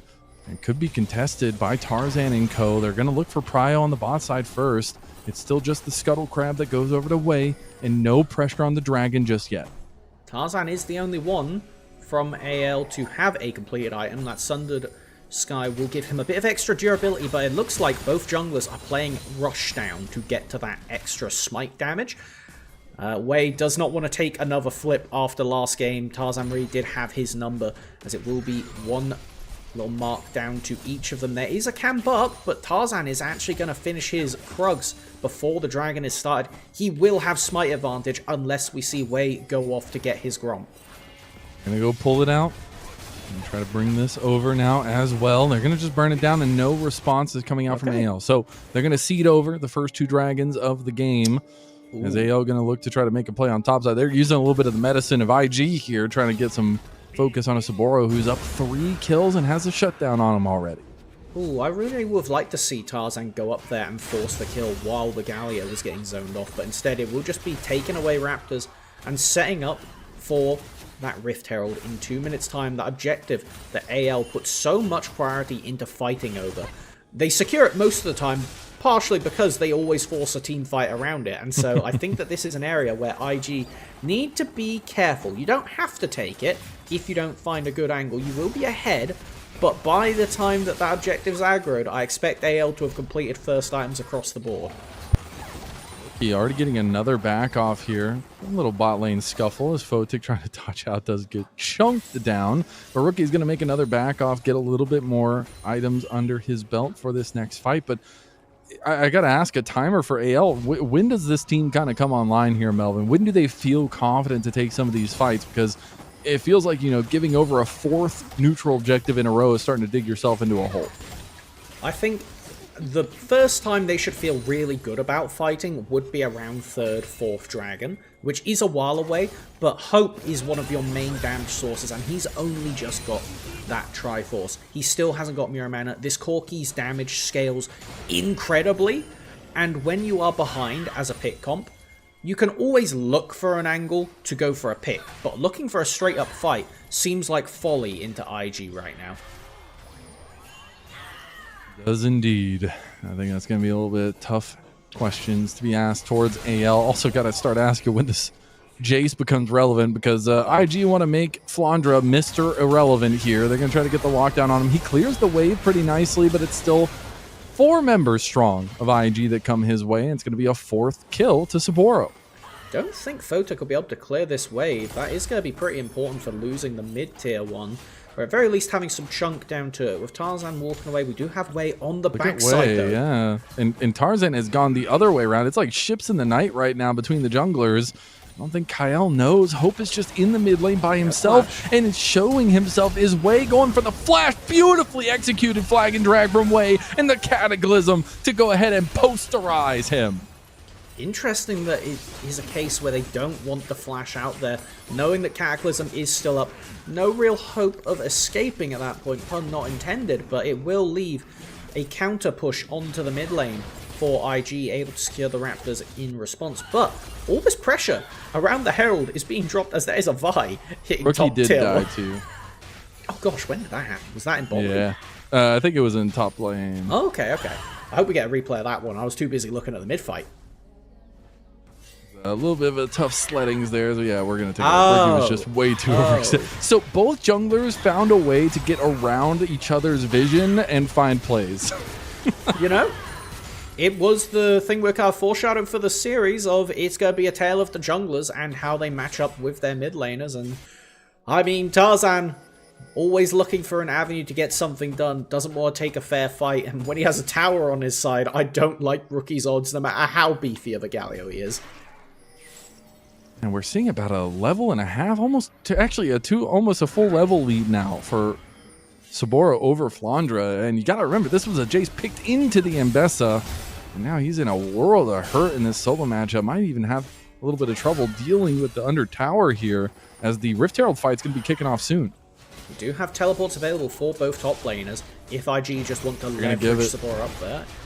That's a rare one. That is so infrequent that we see AL not contest this. Over 80% Herald take rate in their games before this one. I'm sure that is going to do pretty devastating things to their numbers, but if it gets them back into the game, I don't think the stats really matter too much. I think AL are playing the long con right now against IG. They're saying IG typically do falter. They do find themselves, having some lackluster moments in the mid to late game decision trees. And they want to try to prey on that a little bit more, but it's giving so many resources, so much decision-making tower over to IG now with the 3 grubs, the Rift Herald as well, and 30 seconds away from a potential soul point. I mean, if we really want to say that this game is as just a repeat of the last time IG was able to win, it was about 2 and 7 kills this time in the game, where we saw Tarzan going for incredible dive-in plays to try and drag AL back into the matchup after falling behind to IG. Question is, will we see that again at this Dragon now? Take a look at the key cooldowns. Most flashes are on the table, Wei being the one not having his. Does mean that the engage from the Jarvan might not be able to get right onto that backline of Shanks and Hope. Tarzan actually having a little bit of a level advantage over Wei, as well as matching him in 2 items. There's an initial engage onto Wei, who just gets locked down with the Unraveled Earth. Here comes the rest of the firing squad onto Wei. It's going to be turning onto Rookie now. Rookie flashes away. Wei gets out using the Rift Herald here. Tarzan tries to go for the play onto Saburo, but he's getting locked down. He goes for the public execution straight onto Hope. Here comes the heroic entrance. Re-engage from IG. They say it is our time now. Flandra's on the flank here, trying to get some damage off, but the big bullet time separates all of AL away from each other. IG turned that fight upside down, slammed it on the table, and now they're looking for a kill onto Shanks. Hope also being chased. Oh my god, the flash play. Photic chases down Hope. Tarzan gets a kill back. I think Photic overplayed his hand here. He should give another bit of gold back to AL, but the Dragon is going to be about half health here. Flandra and Tarzan maybe want to make a play. I don't know if they can, though. He's going to use the fruits, try to get around the corner. He's going to go down now. He might look for a fight after. He's thinking about it here with a little bit of help from Flandra, but decides not to go into a 2v3. Definitely going to be IG favored in the end, but we see that spark from AL. They will never let you just get away with a clean fight. They don't want to give a angle there. Going for an early pickoff, it almost plays out fruitfully, as now we get more skirmishing in the bottom lane. Flandra, I don't think wins that fight. He's not got flash anymore. He used it to secure the kill on DMF, and Something that we're going to need We got to to keep take an a eye look on. back at this. This was an incredible play from IG. And they use their pick comp to try and take out one of the main engagers. And when Wei goes in, they basically say, all right, we'll take out the other main engager. Pivoting onto the other side, Wei, incredible escape getting into the Rift Herald placed down for him like a taxi. As it then just becomes an AoE bloodbath in IG's favor as Photic finally arrives. I gotta say, the fight changed. If Tarzan uses his cease and desist on Wei there, he cannot hit the Rift Herald, he dies. I think that is the biggest difference maker. He decided to go onto Rookie there, and hindsight is 2020, but it made the difference in the fight, and Rookie's re-engage was impeccable. And this, you can argue it's an overstep. Definitely a knowing trade from Photic is the best I'll give it. But one thing that is important is with all these flashes now blown, pretty much, if we take a look, every single flash was up except for Wei before that fight. Now every single flash is down except for Wei after the fight. Wei. Oh, we're going to get an all-in on Saboro here. Flandre finally doing some good damage. He's trying to get away from Saboro. He gets 1,000 smackaroos straight into his pocket. Both the top laner and the jungle hit level 14, and AL are starting to chunk this lead away from IG. That is a non-negligible change to the gold lead, and getting Flandre a bit more survivability in this side lane is going to be so important. He should have gold to finish his man immune now, as IG just dance around, not getting in range to hit the tower. Flandre even more money into his pocket. IG may be sat at Soul Point, but they need to make sure they don't hemorrhage too much more gold, too much more XP before it. Otherwise, AL may go for their miracle fight, and we saw they got pretty close on the last swing. Yeah, and this is a position that AL know very well, obviously, you know, needing to either fight this and prolong the scaling, prolong the dragon stacking, or kind of let this one go and see what the Elder Dragon brings to the table here for both teams. But it's going to be some quick decisions needed to be made by AL. If they lose this next dragon, it is soul for IG on a Chemtech soul. But the gold is starting to come a little bit more even, about a 2.5 thousand gold lead for IG still. Second items being completed for both teams. And the question is, for me, will either of these junglers get towards their GA before that dragon spawns? Because the ability for these two champions, in particular the Jarvan and the Vi, to dive in and survive, or better said, get back up after being one-shot, particularly for IG, is so important because AL is a burst comp. They need to be getting poked down from Hope and Flandre before the fight, and then they need to be using their pick tools to blow up one target at a time. Otherwise, they just don't have the damage to deal with IG from this kind of gold lead. And you said it's a pick and poke comp. They need to utilize those strategies, as Wei is going to claim the Scuttle Crab ahead of the fight. About 1 minute and 20 seconds. It's going to be about how much damage AL can get in before the fight kicks off, before the 5-on-5 really goes, as that's going to be initial engage onto Saboro. Wei just showed himself through the bush. They're going to turn right on him, but it's all of IG trying to pounce onto Flandre. Flandre is gone. That's a big damage dealer gone for AL, and now this next fight is looking so much harder from anyone's legend. But I think they may have pulled the trigger too early. Flandre is going to be able to respawn and TP in. Oh, but now it doesn't matter when you go ahead and smack Kyle down off his precipice, and that high horse is being ridden by Jway, as now they're moving right down to that dragon pit. Still 40 seconds out from that one, like you said, but it's still some big picks from IG in a situation where AL should be the one looking for those. And this is just going to be the case of, if AL can punish those important cooldowns, every single ultimate from IG just got used.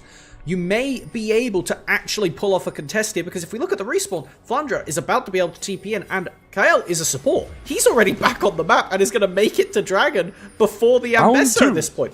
Okay, TP in. Oh, then Shanks has to flash away. They are just face-checking every bush and being punished for it over and over again, but we're getting set back up for this fight. And without the wombo combo ultimates from IG, there is definitely an angle for AL. They still have cease and desist available. We'll be looking. Who are they going to pick? It's all about the ulti combos. Remember, the big Wombo combo is Tarzan Shanks lining it up with the cease and desist on a squishy target. That last fight could have been so different if they had synced up on those targets. This time around, AL need to do so again. It is soul point on the line for IG. Can they stop the scaling? Can they stop the stacking when this stalwart comp from IG comes to town? It's still AL playing very aggressively in this river. Shanks a little bit caught out here. He doesn't have the flash. He just used it. Gets everything thrown at him now. They're going to try to find a pick, though, onto the backline. Photic is the focus. He's going to go down before he can even get an ult off, before he can do anything, really. It wasn't even available. His Hope now flashes forward, trying to get Wei. And now Wei is going to be out for a little while. Saburo comes back and says, hello, how do you do with my triple kill? He's going to be looking for a quadra here onto Hope. Hope wants to get the kill onto Wei, but can't do it. One more auto is not enough. Saburo with a quadra. The top laner who's been fed so many resources pays it off for IG. 10-1 now on the Ambessa. Rookie's going to look to collect that mid-tier one, and the Soul is going to make it so difficult for AL to do anything. And the ultimates were about to come back up for IG, so AL felt the pressure to force something as Shanks overstepped. Rookie had been lurking for so long. Excellent focus from AL to one-shot Photic, though, with the bullet time about to be back up. Not able to get that one off in the end. Hope, super aggressive forward, nearly finishes off Wei, and if he's able to take him down, perhaps there is an angle for him to try and get out clear mid-wave and contest from over the wall with no smite down, but it's so narrow, these angles from IG. And despite the gold lead, despite the dragon lead, AL are not giving IG the chance for a clean win here, but Wei has been doing so much. 3-0-12 on this Jarvan. He has been, and if you're not dealing with Saburo, there's nothing you can do for AL. He will just run rampant, and now that seismic shove might have just delivered Kyle to death as Saburo runs him down. 11-1 on this Ambessa, and a much better game than that game number 1. 100%, and we have now both GAs also completed for the junglers as something to keep an eye on as the Baron being started.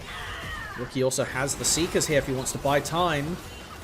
Gonna have 3 members of AL breathing down his back. The Baron has been started up here. Is okay, well, Tarzan just goes a little bit too far now. He's gonna use that cease and desist onto Jway of all targets and just get taken down instantaneously. And I think we are seeing exactly what we thought we were gonna see from AL, in that they got too confident. They did not keep tabs on how they need to execute, and it was mistakes everywhere from this team that should be held at such a high regard, and IG took full control of the game.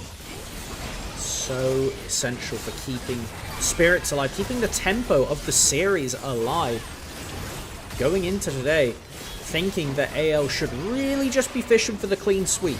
We may get an instance of deja vu, where they finally give IG a bit too much hope in game 2 and then pull it back for the rest, but we need to see that execution, because right now IG is swimming away off of that early throw from AL. I gotta ask, what, Melvin, please tell me, what is this J supposed to do? Because this was picked into Ambessa. It is now 1-6, and the Ambessa is running the map. Cry. Would be my personal response. He picked it for the giggles. If it got ahead, I could see it doing quite well, but the thing is, Jace in the top lane needs to go bruiser items. The reason he was so disgustingly broken in the jungle wasn't just the clear, it was because he could build raw lethality and not be punished for it. In the top lane, you get punished for it, and we've been seeing that over and over again, and the more and more that Flanger falls behind, the more he has to index into just lethality, because there's no way he ever comes back into the game from a bruiser standpoint, as we're looking for a fish bot lane to go for a potential end angle. 2 minutes on Baron. I was thinking about it, yeah, and now we potentially have the play from Jway. He wants to look for it. Both flashes are available from Rookie and Jway, but they aren't going to go for it in the end. Still about a 3-minute timer on that Elder Dragon, but the seed with the Baron buff is what's coming as IG continue to try to push down some of these lanes. And they are looking really strong compared to Game 1. Game 1, I mean, that was one of the biggest leads I had seen from AL all season long. Now IG, they seem to have the run of the map. Sapporo takes about half of Tarzan's health just from that cheeky little side push, and another turret goes down for IG. And this is important. We need to see, ideally, the base broken on this push, because if you don't get that done, Elder's up in 3 minutes. Just going to be a bit of Heavy trading both ways. With the Elder spawning soon, if you are not in a completely winning map state on this bottom half of the map by then, AL could always look for a flip, and we know games instantly end after an Elder fight, so it's something to keep an eye on. IG, we need to see this base broken, and we can't be letting any big cooldowns get used before that Elder spawns. Keep your flashes up. Yeah, keep the flashes up. And I think one of the things for IG, the reason why we're not super stable about this lead is because IG have given over massive advantages before. They've gotten picked here or there, and now it's going to be a pick on a rookie who buys so much time with the Zhonya's, the TP coming in as well. That's going to be Saboro. That immediately means AL need to back away as the Grubs stop Kyle's secondary engagement. But this is a very promising position for IG to be in. Really good response. I think that was the perfect response from IG. Rookie not flashing, not ghosting, using the Zhonya's, which will be back up because he had Seekers and now has upgraded. So he could go for that play all over again if he wants to. And all you lose is a teleport? Well, you shouldn't really be too bothered about that. Okay, that might be the first Weaver's Wall I've seen all game.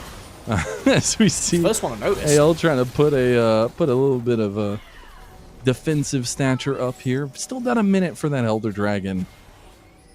Do we see resets come in from IG, or do they just keep hold of the map? AL do not want to let them slip up. How many phase checks must we get checked here by AL to realize that it's going to end in terrible fashion? This has been a night and day difference execution-wise from AL, and IG will be extremely happy that that is the case. We see Tarzan just go in. It is Jover here, and IG have risen from their grave of a game number 1 into dominating AL in game number 2. Looking very impressive and very spooky if you're an AL fan. This is not the kind of form you want to be seeing. You need to get a bit more of that consistency going, as IG should just be able to clean end here. I don't think Hope's got any miracle plays in the pocket. They try to go for one more little pick onto Hope, but that's going to be the Nexus being focused by at least Jway, who throws up the FPX logo as they take the win. And at this point, the LPL delivers. I don't know what else to say. It was like an almost 20,000 lead win for AL. It's like an almost 15,000 gold lead win for IG. What the hell is going on? And that's exactly where we want to be in the LPL, because crazy is absolutely the name of the game here. And for AL, question marks. Like, I don't even want to see that logo down there without question marks all around it, because what the hell was that? Excellent content. Makes us have more fun of a day. Dude, because Tarzan, he will be paying for his sins on those first 2 deaths forever. I want to see that on repeat. I want, like, that man got his bot lane killed, and he's the MVP of the LPL. Yeah, he did, and you know what? He's my goat. That you know, as a jungler, I feel like we're getting a different perspective of a jungler and ADC player right now. But no, in all respect, in all actual fact, Tarzan did force a play that ended up just completely losing all tempo in the early game, and Rookie and Wei were more than happy to eat that up. They kept turbo feeding Sobro. They actually paid bot lane some attention this time around, which was nice to see after the complete island Photix Jim was left on in game 1. And we saw how successful this team could be when they are given an early lead. Yeah. Hey, I mean, hey, why not? Like, at this point. And you know what, Melvin? IG were able to close out a win. That's not something you've been able to say a lot of the time for ING. Sometimes they get a 2, 3, 4,000 gold lead, and then it's just gone. But in this case, they buckled down. They knew what their game plan was. They had Rookie, a very supportive mid lane, helping out the rest of the team constantly. Without Rookie in those earlier plays, there's nothing to it there, and they were able to springboard that. And I think that's the IG that we've craved, the IG that we've wanted all season long, and we finally see it against AL here in a big moment where both teams' lives are on the line. 100%, and I think the form they did it in was very impressive. The part that has me both happy and concerned is they did what we asked for. Pick early game skirmishes, the Jarvan. We were calling from that by name. The Galio wasn't expected, but it fills the same bucket of something that has a lot of stats early, can walk at you, is happy to sack resources if that's what was required. But how many champions do we have left in the IG pools that can replicate that in a game 3, 4, and maybe 5 if we get taken that far.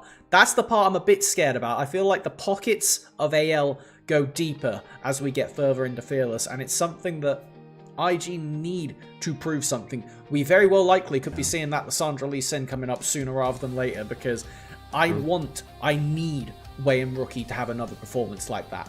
Yeah, I think, big picks still on the table. The Pantheon is still around as well. The Wukong, things that they really are going to be looking at in this next game itself.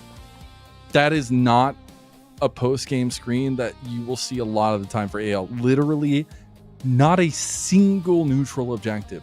Not a one. 3 turrets, that's it. That is an IG masterclass.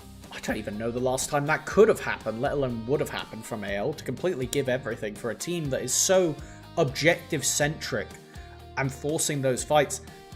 The worst part is for me, the AL had a comp that could have come back into this game. They had a pick-poke comp. They just weren't able to put the resources in the right place to secure Flandre in this top lane. It was Saburo and Rookie. That's pretty sick. Got the league director's tech out here. You got to show it off. It's a beautiful skin, by the way. If you haven't checked it out, go check it out in the shop. But Saburo having the help he always needed, at least in this one. And what a redemption game from him and from IG, but specifically from Saburo from 100%. That game number 1. Give him the resources a second time, he pays dividends. And he's a player that can go so high with his potential. If Tarzan uses cease and desist on Wei, he doesn't do this. Like, oh God. It's like, yeah. Oh man, it's so crazy to me. And that's the thing. That's the beauty of this high level gameplay, is like one decision makes the biggest difference, because it always has those cascading effects. 100%. And it's something that we need to see if AL can just not let that first decision go wrong, because that was how the game went completely out of hand. They just flipped and lost the game early on. They didn't even show the 2 kills on the bot lane. They just... No. I'm just curious if AL can just play a slower game, but also get Tarzan on something that's a bit more aggressive early. The Vi is just not a champion I think works for AL. It doesn't have enough potency in these pre-6 levels, which is where Tarzan usually completely minces the enemy jungler. And so, I want to see him on something in next game, maybe taking away that Pantheon, or the Trundle, something like this, anything that just has the potential to walk over Wei, because as we can see, the man's still got it. If he's playing these early game junglers, Wei is no slouch. He built his name on these champions, and we are seeing why. He's a leader from the front. I think that's always a good quality to have in the LPL. When you're supported with the rest of the comp kind of being in line with that, I think that's when you see the biggest difference here. And you can see the confidence behind Wei's decision making is because he always has those fallback options there.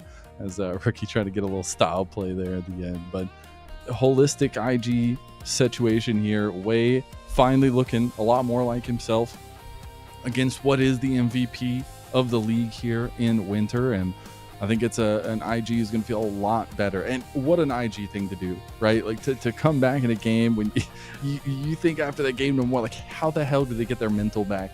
It's just IG, baby. You just got to keep your head in the game, keep your head down, keep working. And honestly, it means that we got a minimum of 4 games here in the last series for one of these 2 teams.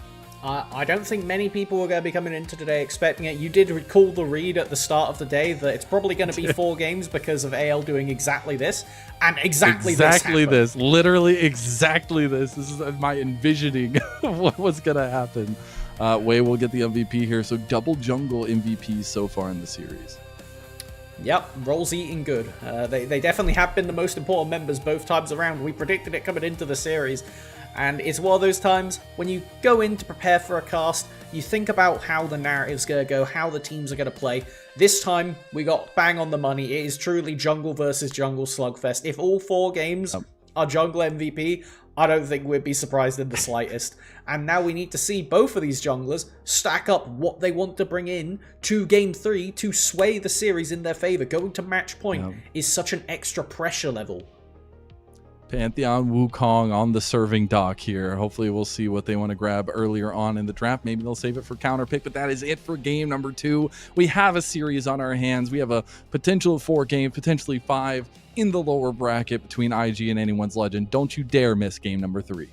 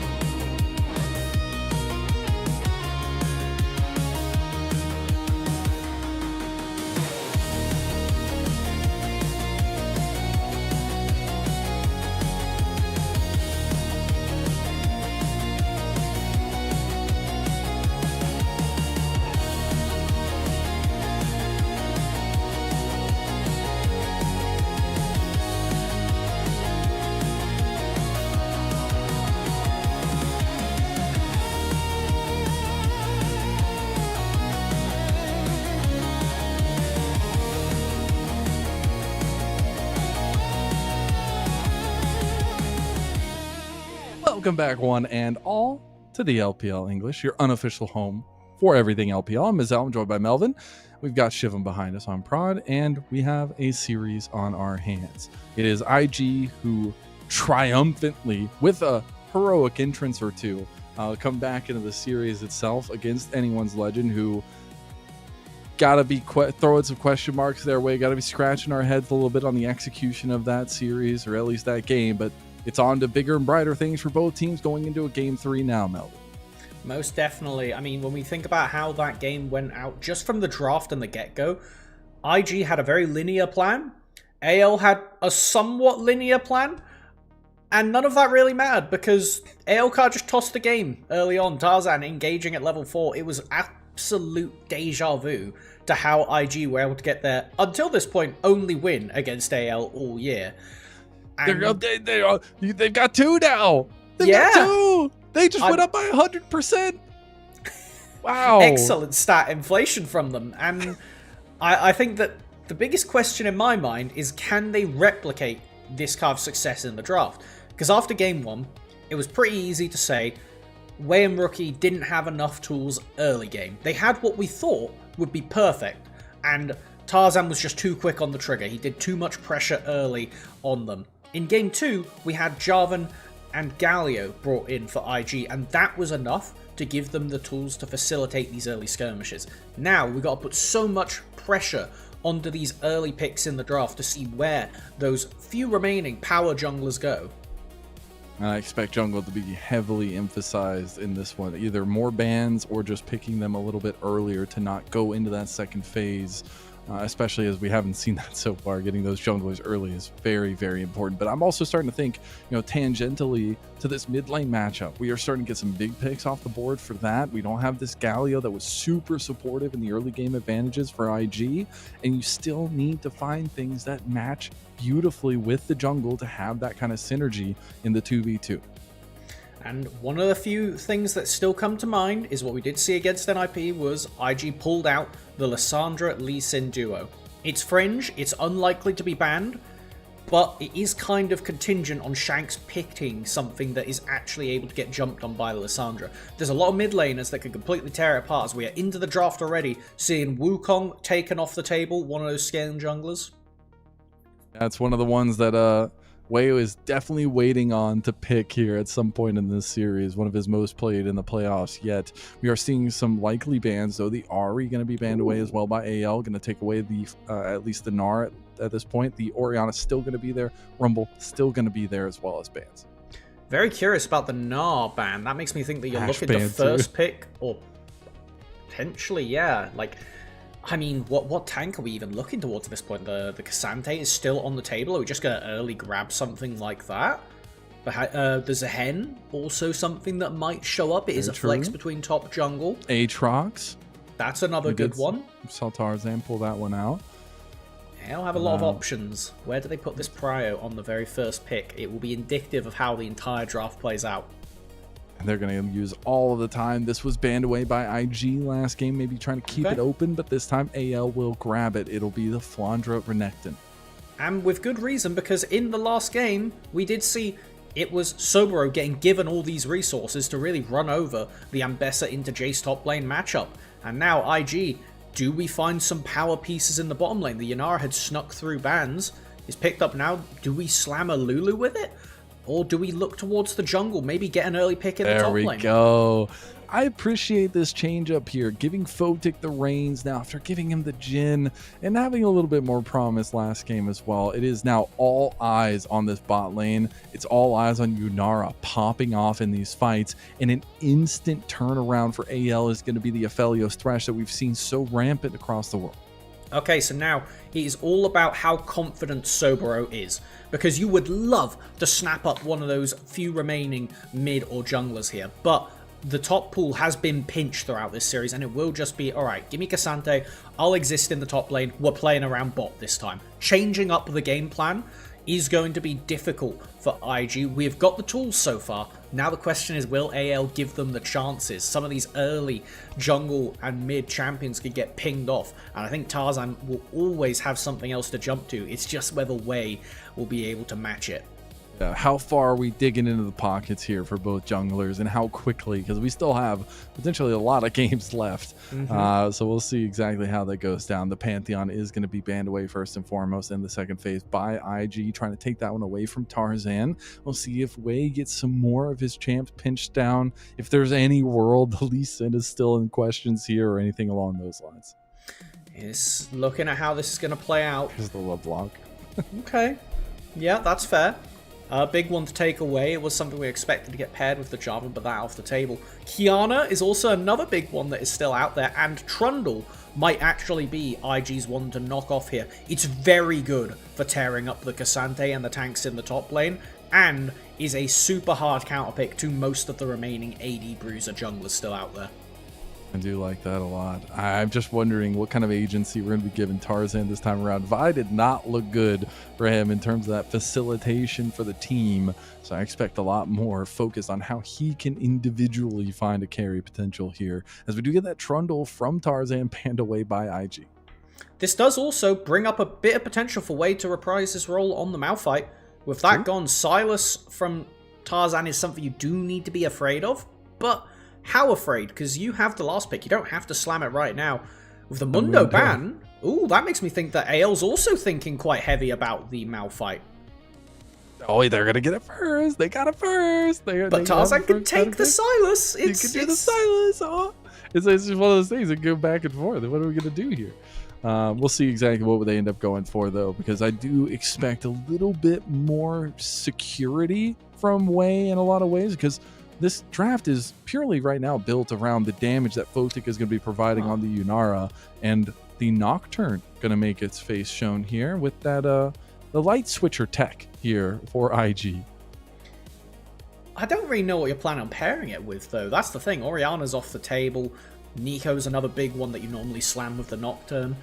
I have to think about that. It's all dependent on what AL decide to lock in. What is Shanks thinking about to give himself that potential? This is another thing that we said at the end of the last game, is if we can't find the pool for Wei to really exert that pressure early, give Rookie a winning matchup, because this guy has looked incredible in both of the games so far, and now he has full agency to look at this draft and go, maybe it's a Syndra angle, maybe I just slam that down and absolutely blast the game open. Currently no AP threat for IG, as it will be that Tarzan Kiana. He just can't stay away, man. He can't stay away. The Kiana just, it haunts him in his nightmares. He just wants to play it all the time. And we do get the TF locked in for that combination with the Nocturne from Rookie. Okay. I have mixed feelings, I'll put it that way. I think that overall, it's very good for doing what we want Rookie to do of facilitating his team. It gives him that potential to roam, and it's something that might be a little bit in Shanks' head, because it is what he lost Game 5 to, even though Honky did not play his best game. He still found an essential gold card to close out the series on Shanks inside. Here, though, it does leave IG a bit low on damage. Photic has to get snowballed, otherwise the game is just done. Yeah, if he's not finding resources, he doesn't get to a couple items early so he can team fight around these objectives, this comp will struggle. I mean, they literally only have Sabora as a front line. They have a lot of peel tools, but it's about execution. If you're going off last game, maybe you're happy about that for IG, but AL seem to have found their rhythm here, at least in draft so far, with a comp that they are very much comfortable with. Now, Tarzan has a lot of agency by himself, not relying on other pieces to join with him, and it's going to be about how quickly he can crack open this game. Both teams have very good tools, both teams have a very clear identity, and what has been so far a jungle-dictated series, I think now all eyes have to be on the bottom lane, particularly when you have as scary a duo as Yunara Lulu versus as scary a duo as Aphelios Thresh. Something is going to happen. This will not be a slow early game. It's going to be about that bot lane at some point, early or late, and it's about this game number 3 between IG and AL.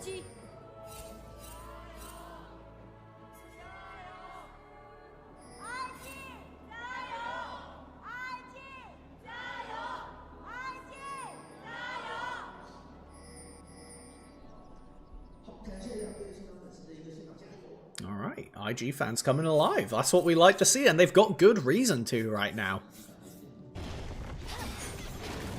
We will see the opposite side start from both junglers, so a little bit of different pathing this time around. But another little thing is we will see the spell book for Rookie. A little bit of utility there to keep an eye out on. I think that Yanara is going to be very happy when they see their Twisted Fate having exhaust this game. It's the first time we get that early heal trade in the bottom lane. Just exert that pressure on Kael. You've got to make the best you can with this not really melee, not really ranged champion of a Thresh. While you have the double range duo, that is when you need to exert pressure in lane. Otherwise, the utility, the hooks, the lanterns, it's just going to make Kael such a deadly threat as the game goes on. Especially against such a squishy comp. You will die within the time that death sentence takes to go off, and so you really need to be kind of watching yourself as IG. And it's a very different adaptation here for IG, you know, away from the super Saboro carry here. He's on the Cassante, has big influence later on in the game, but he will be the only frontline tank for IG, and that's a much different role than what he's been rolling with so far this series. And it will mean that when it comes to those team fights, IG have to show that flexibility, because if Photic can't step up, can't be the main man to really solo the fight for all intents and purposes, it suddenly makes looking to Game 4 a very terrifying prospect for IG. One thing that will be in their favour, though, is both invisibility champions in the mid-jungle of the Aurora and the Kiana, hard countered by Rookie's Destiny. Revealing them while they are stealth into a gold card combo makes it super scary, and with how good Rookie has been playing, I expect both Tarzan and Shanks to have to play a very respectful game as we get over to level 6. We've definitely been propping up AL a lot so far this series, but I think it's because those expectations weigh so heavily on their shoulders, right? This is a team that dominated the LPL so far this year in its entirety, having lost a heartbreaking series to JDG in the upper bracket, but this is a team that has stuck together for a second year here, using some of the experiences they got internationally last year to be a better team, and it's IG who have struggled all year long, but that first game win for them in this series means so much. Breathing life, turning a best of 5 into a best of 3 is so good for just confidence and really bringing a team back to what they need to do. The only question is, does IG have deep enough pockets? Will these champions be able to get as much done as we saw last game? Comfort is something that we need to keep in mind, as now Ward spied out. Wei has used that vision. Really good vision here. Tarzan gives Photic the opportunity to just take the base here, knowing, alright, we're not going to stick around when there's a Kiana about, even if they're pretty 6. And Wei, being allowed to power farm is super important. It does now draw attention to that second spawn of the Scuttle Crab. So far, Tarzan has been on top when it comes to smite fights. Will we see another one come out for that 1 point level 6? Yeah, if he's there. last game, they didn't get a single one, which is just still so crazy to me. We'll continue seeing this jungle be the main focal point between both teams. And at that level 6, extremely important for Wei. It's really his go button for the entirety of IG. But is there skirmish potential between these two once that level 6 mark is hit? And I feel like as we're about to tick over, we need to draw attention to how important the use of Paranoia and Destiny are. These ultimates between Nocturne and Twisted Fate are basically the entirety of the champion's power budgets. Having the ability to cover such a large range is going to be the important part if Shanks ever is slow on calling that Rookie is out of lane. If Rookie is ever able to crash a wave, take a base, and do what he did on Galio, gank a lane before going back mid, it can sway the game completely because of those early numbers advantage and the CC chain that a gold card into a Nocturne Fear can really just level any character. See if that comes the case here. Little side thing, Flandra just walked his way back to the top lane. Will have TP advantage for now against Saboro, who had just utilized it. It's going to be something to think about potentially if Flandra wants to come get some action down towards this bot side. Take it a little bit of while to take those Krugs there as we get an all-in the mid lane.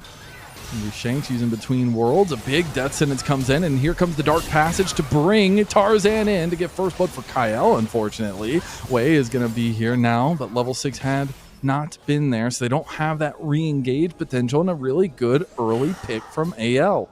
And using that early tempo to give themselves the Scuttle Crab, give themselves that level 6 on Kiana. I don't think you want to catch this heat, boys. There is Kian, who actually only tags over to level... Oh, no, they did get 6. He is level 6. He wants to go for the play on the way. He's going to have that advantage. He's going to look for it. It's the spell shield you got to watch out for. He's trying to get back over to the wall. He's going to use the invisibility here. Beautifully done. Tarzan is just stunting over Wei. He's going to fall. He's going to die. The fear came through from Wei at the last second. Wei is going to try to get out of here, but I don't think he's going to make it very far. He's going to try to get some damage back, but Wei gets the outplay on Tarzan. Okay, with the support happy to sacrifice himself, give over that lead, it does mean that still, Wei is level 5, will be able to tag over to 6, and that Destiny Paranoia play could potentially be used to take away that gold that was generated for AL. That was a very narrow margin, and I expect to see a lot more skirmishes like that, particularly when we have such kind of narrow fighters as the Aphelios and the Inara. When they go in, they generally like to commit all out, and that's not talking about top lane either. Tarzan just kind of getting diffed right there on a champion that he knows very well. And Wei just able to use that distance, use that fear. Cannot believe that went down, but it's a small little thing for IG at this point because we still got to think about these next fights. Now, Wei will be level 6. He'll have that paranoia. That's huge. But it is going to be the dragon up with the grubs coming up in about 40 seconds or so. And AL's bot lane being pushed out of lane. And we have to keep a look at the mini-map right there. Rookie went for an angle to roam bot, but there was a control ward in the way. It is about controlling this vision, keeping the entire bottom half as a line for AL to make sure they are aware and can back off before Rookie and Wei come down. We saw Flandre did save the TP like you mentioned earlier. Big hook lands onto Photic, and he's going to have to burn that cleanse. That'll be gone for now. He also did pop that Transcend oneself. He's going to dash away, and that'll be just a little bit more push from IG, but he's going to be out of all resources now besides his flash. It does make it very scary to contest for a dragon. I would not be surprised to see IG take a reset and then potentially look to go for the early grubs. We do see a lot of pings coming down onto the dragon right now. It's not indicative of whether they want to do it or whether they want to play for the top side. But what I was trying to say about Flandre saving TP is you can use that to counter a TF roam if you get in before the paranoia comes out. Because as soon as that Nocturne Oak goes off, you can't TP anywhere. And that will give IG the window to make a play early, as potentially we see it here. Tarzan sneaking away one grub. Will he be allowed to? Have an exit strategy if he wants. It's going to be the smite coming down.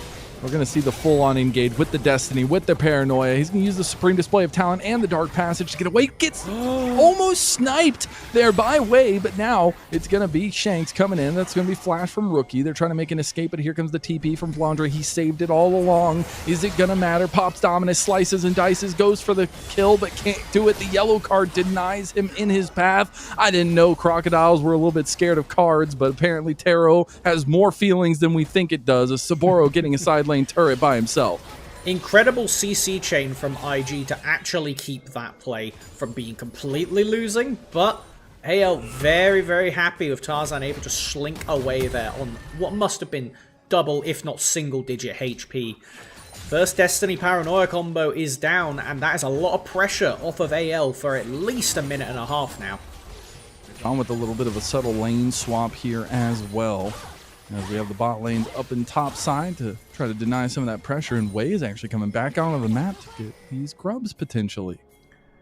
Very aggressive for Photic to step so far. He has Transcend oneself. He can play it pretty aggressively. He is going to get heavily hit by the Wombo combo, but Hope doesn't really have the damage items, or at least damage potential just yet. Tarzan. They do get Photic down low, but Wei is up here. He does have Paranoia, so he has the defensive stature to save the day for IG, as they're going to get a TP into the top lane. That's going to be Saboro coming to take his place again. All right, just fixing the lanes back to how they should be, considering quests haven't been completed from anybody yet. Ooh, Sober, I don't think I like this proxy angle. There's a lot of people here that he maybe needs to be a little careful. Oh, nice little dodge of Tarzan's okay. Throw there. He's fine. He's a Cassante. What was the copy pasta again? Oh my god, Kyle stays. Okay, Sabora. Oh, you overstayed your hand. This is real bad. Yeah, Okay. and this was one of the things we're a bit worried about, considering how much attention, how much pressure, and how many resources were given to Sobro in the previous games on the carries of the Gwen and the Ambessa. This time around on the tank, it's a very different role, and you need to play a lot more respectful, which, yeah. There was no respect to be found there. Respect forgot to load in. As you know what's funny? He got away with the first part and then stayed. Got double punished. As hey, at least IG will get something on the other side of the map. They'll get the first dragon of the game almost 11.5 minutes in. It's a bit of a late one, though, and that, I think, will come back to bite IG, because if AL is able to secure a single dragon, it's going to be such a slow soul, and when you have the Twisted Fate and the Nocturne, these champions do not scale well. They scale for utility, and they scale for enabling your side lanes, but that's about it. So you need to get dragons, you need to get neutral objectives, and you need to feed Photic anything. I was going to say more, but anything. Otherwise, I think the IG comp is just going to get smacked down by AL. And it's a very important moment to kind of focus in on what those tools to get them ahead, to springboard them forward. And one of those pieces is Wei. I know we've talked so much about the jungle itself, but I think it's one of those things where this entire series kind of relies on that. We are getting a Nocturne out of Wei, a very aggressive kind of forward-facing pick there itself. But this is also a situation that a little bot lane kerfuffle here. That's going to be the wild growth used preemptively, but it's a situation where IG committed to Wei. Wei was the guy that came in to replace JJ just last year, and they have said that he is the guy we're sticking with in 2026, at least to start it off. And it's a place of respect, but it's also a place where you got to produce. You got to find moments that make the difference, and he has been a major piece of that throughout this entire split so far. It's just got to be more consistent. And it's just trying to bring back a bit of what this such historic org has seen success-wise, and I think Wei can do it. He definitely has the ability. It's just about the consistency, especially when you're against such terrifying opposition as Tarzan in this game. And it's funny, you know, AL, a pretty new org in the name, did get their first championship just that last year, right? Really big moment for them. For IG, we talked about it at the very beginning of the show, it's been since spring 2019 since they won a domestic title. That's before they won their world championship, which is just crazy to think about. And you know, you thought it was going to be last year when they brought the star-studded roster in, but it's hoping that this lower bracket run, this turnaround with that win over NIP, can be enough to get them over that hurdle. And just in case that number doesn't mean enough to you, I'm just going to hurt the audience a bit. That's 7 years ago. That's 7 years. A long time. But maybe Rookie's making that 7-year comeback here as the fear's going to proc off. But Rookie almost dies, doesn't, gets the sidestep there and finds a way away. Unfortunately, Wei is going to be taken down slowly but surely by Tarzan to get a little bit of recompense for AL. And that lead will still be there for anyone's legend. I think that's going to come out as a pretty AL favored play. More money onto Tarzan means more scary, I'll put it that way.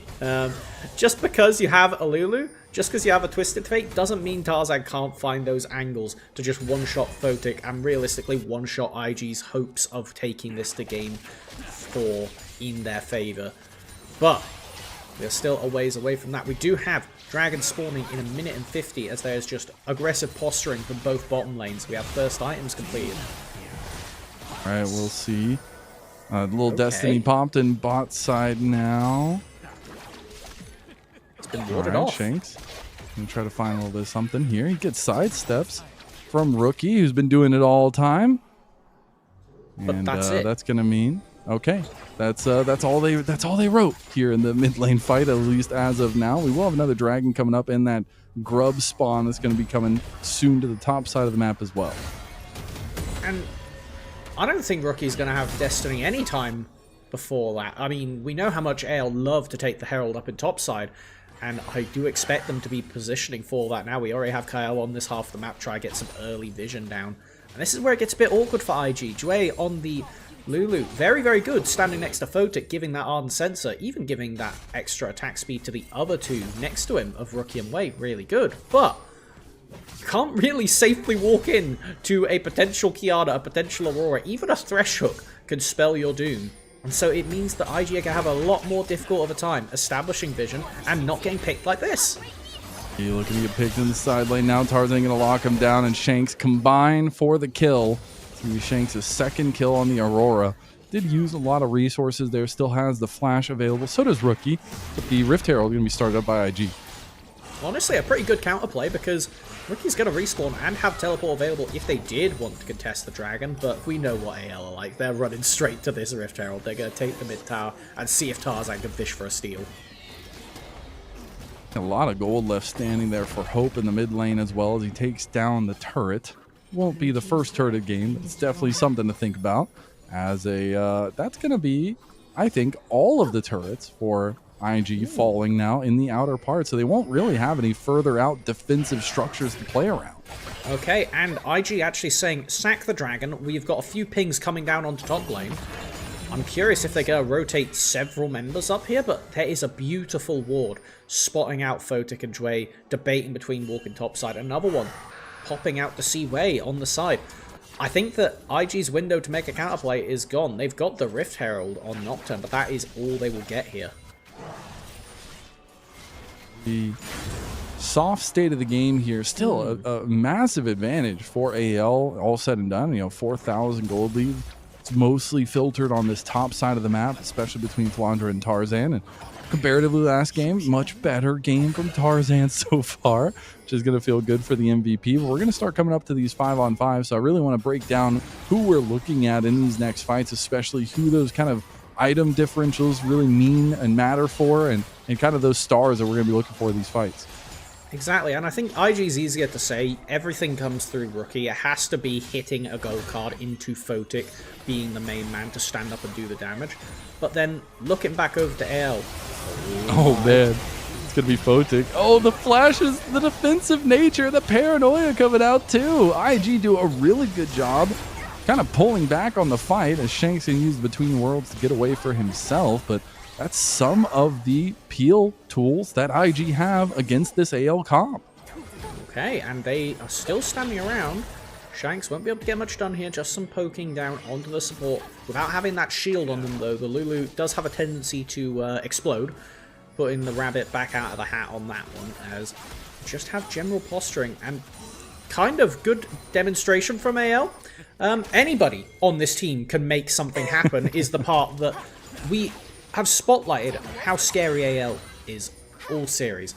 And part of the reason for that is they didn't finish first in Group Ascend for no reason. Everybody on this team has the potential to stand up. This roster still together from last year, and it means that the synergy that they can pull out, the amount of clutch fights that they could go for, they nearly were able to drag back Game 2, which looked like a pretty unlosable game for IG. And AL is just such a terrifying dog to have in the corner, because if you are even trying to approach them for a clean series, they will bite you and drag you to the streets. And especially when you have kind of a one-dimensional comp where you really are relying on Photic to be that damage dealer, they find easy ways to play around that a lot of the time.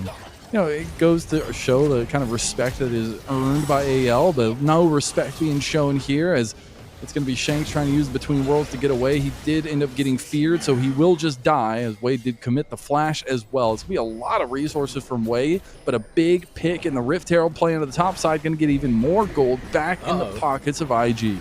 Okay, I was going to say, I think he needs Rift to use Herald this as an escape card. Ooh, I like this. If they can turn it into a mid tower as well, that is a really good conversion. But he's going to be left in an awkward spot. Yeah, Exit. okay. Bye-bye. I think he deliver considered... Shelly. If the tower gets hit by the Rift Herald there, it throws Wei basically to his death under tier 2. But, I Dude, mean, Wei's got that 4D chess mentality when it comes to Rift Herald. He just knows. I don't know if I would have preferred him to just sack the death and get the tower. But, you know, it is what it is. Baron is up. I suppose losing your jungler is a recipe for disaster, particularly when there's a Phelios. We always need to keep an eye on what guns he has going into a fight. Which, speaking of, Baron on the table, obviously anything that goes wrong can convert into that. But we do have Dragon spawning in 1:30. And considering it is 1-1, that Dragon Soul is very, very far away this game. And that lead has been chunked. IG taking piece by piece here. We do have second items for a majority of members on the map here. Specifically, Photic and Hope both have their second items now completed. That second item is where Photic lights it up with the proc of the Transcend oneself. So something to further think about in these next fights. Dragon in about a minute as Tarzan tries to hunt down Rookie. Sobro there, 2 bodyguard, something we need to see from him a lot in these team fights, because when we look at how much Tarzan can get done, he has to be scared of point-and-click CC from Rookie. It's slow though, Gold Card does have travel time, and the instant point-and-click CC of Polymorph. Outside of that, Sobro kind of has the best tool of being able to press R and all-out Tarzan if he dives in.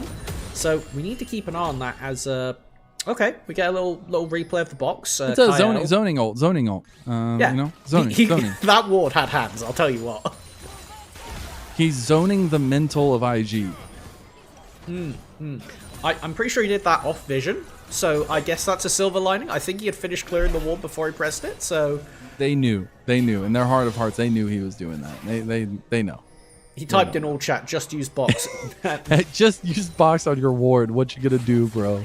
But we do have Dragon coming up here soon. Both teams at least having some vision around this side of the map itself. It's going to be AL with the bodies down here, though, and going ahead and starting up that Dragon would be second Dragon for AL as well, and that's going to be non-contested from IG.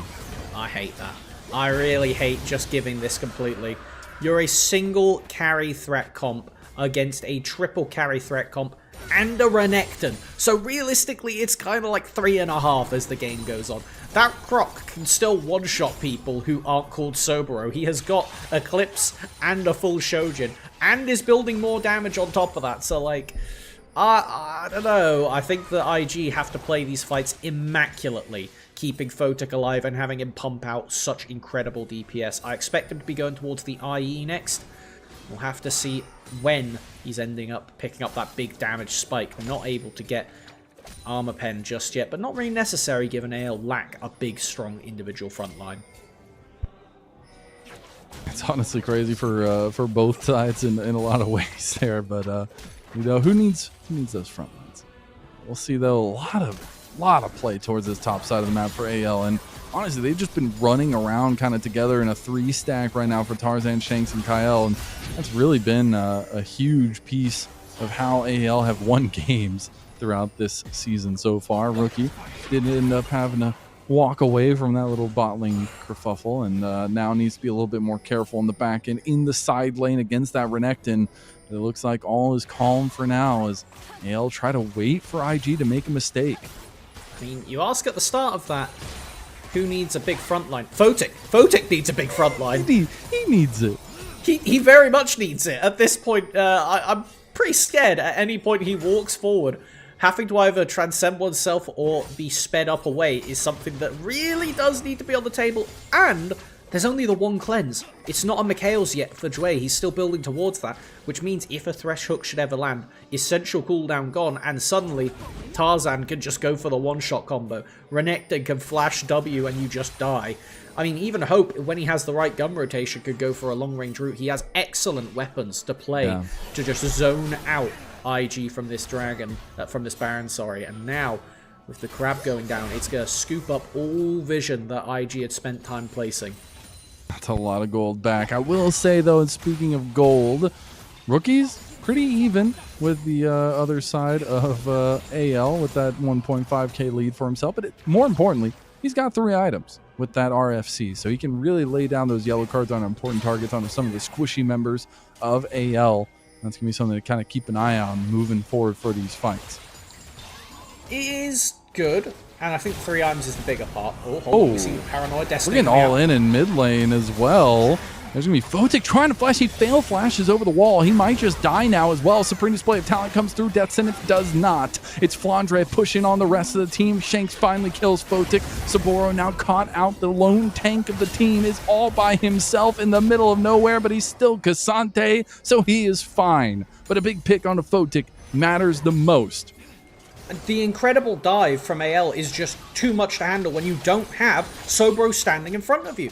I don't know why that fight started, but I can tell you what it means now. AL looking very happily towards this Got the shock runes. Oh my god, they can just take this down so quickly. IG in desperation right now. Wei still half health. Dway low as well. They have Saboro. They have the yellow card, but look at Tarzan on the side. Tarzan's going for the execution on a rookie, but he can't do it. He's getting locked down now. Another yellow card connects, but it's IG trying to escape. A little dash from Saboro gets away from the death sentence, but they do force AL off of the Baron. IG are so lucky to be walking away here without AL taking Baron. Not having Photic there is basically you're a 0 damage tickle monster comp. Like, I don't know how else to put it. You deal no damage. The fact that AL has no individual tank to stand in front of you is the only thing that stopped them securing that objective. And now, we have to look at the aftermath because cooldowns are coming back up. There's a minute until Dragon. Let's take a look at the replay and how this actually started. It was just full combo onto Photic. Like you said, he fail flashed into the wall. And then Tarzan was ready to pick up on it. Shanks full commits. That flash will be important to note he doesn't have for the next fight. But still, it's gone. Let's look at these cooldowns because you've only got 40 seconds before a Dragon. That's the biggest thing to think about here moving forward is the cooldown usage. Yes, it's still a little advantage for AL, but it's also about the map presence right now, what they can do with this advantage, and they're going to take the advantage straight into Saboro. If your front line's gone, that feels so bad for IG. They do lose Saboro. Now Photic going to get caught out. He already burned his flash. He's going to have to pop the Transcend oneself and the Wild Growth from Dway to stay alive.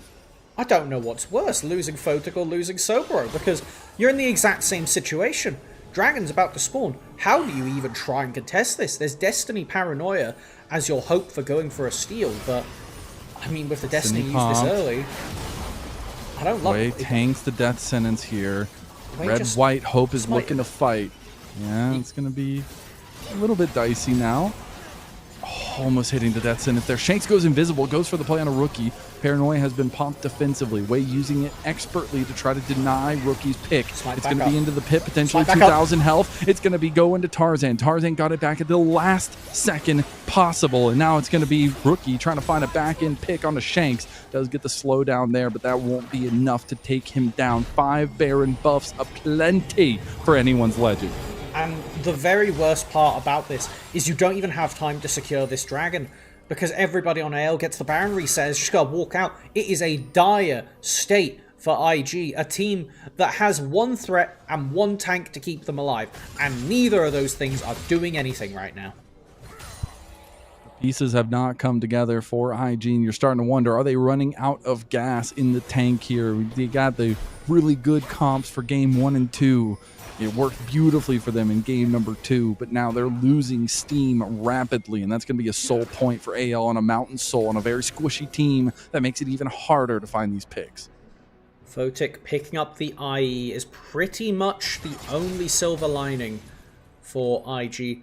And the thing is, when you have Twisted Fate, when you have Nocturne, you want to be getting this side lane gold. You want to be picking up these turret plates. And there's still a tier 1 tower bot, there's still a tier 1 tower mid, and the tier 2 tower top is doing perfectly fine. Like, what's your angle here? Oh, Tarzan's hunting. He hasn't been the most accurate so far with the Kiana, but he is on 4 items, so maybe that makes a difference. You don't need to hit everything on 4 item Kiana. You just got to hit one thing, at least. That's all that really matters. They're going to try to use this Baron buff, though, this Baron power play to continue getting gold, because right now it's a pretty dead Baron power play, but if they can start using the siege, especially getting some of this side lane potential with Flandra on the Renekton, it's going to be big. Shanks going for another invis play onto Photic. Not going to fully commit as the TP is now coming down. Okay, IG have to force a fight here, otherwise they're just going to get walked down. A pick, the tower's going down, Saboro trying to get away, but the Twin Worlds comes down, Photic gets the Wild Growth on him and immediately goes for the cleanse. He is alive and well, but a big Graviton burst is going to hit him, takes him down very low. I don't even think he can step up here. There's going to be a one-shot potential. There it goes! Tarzan just flashes, dashes, and absolutely takes down IG. They can push for the win. You cannot be getting hit by a raw thresh hook as the Yanara, as the sole threat of your comp. IG will have no way of repelling this push, doing their best to hold Flandra at bay, but what are you supposed to do against this?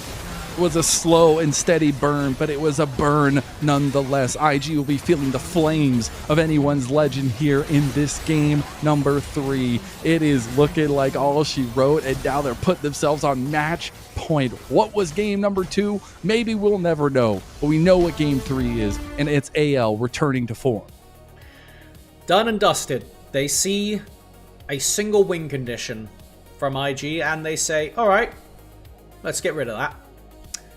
Expertly no done. No more of that. Yeah, no, we're done. Yeah, Yunara's pretty broken.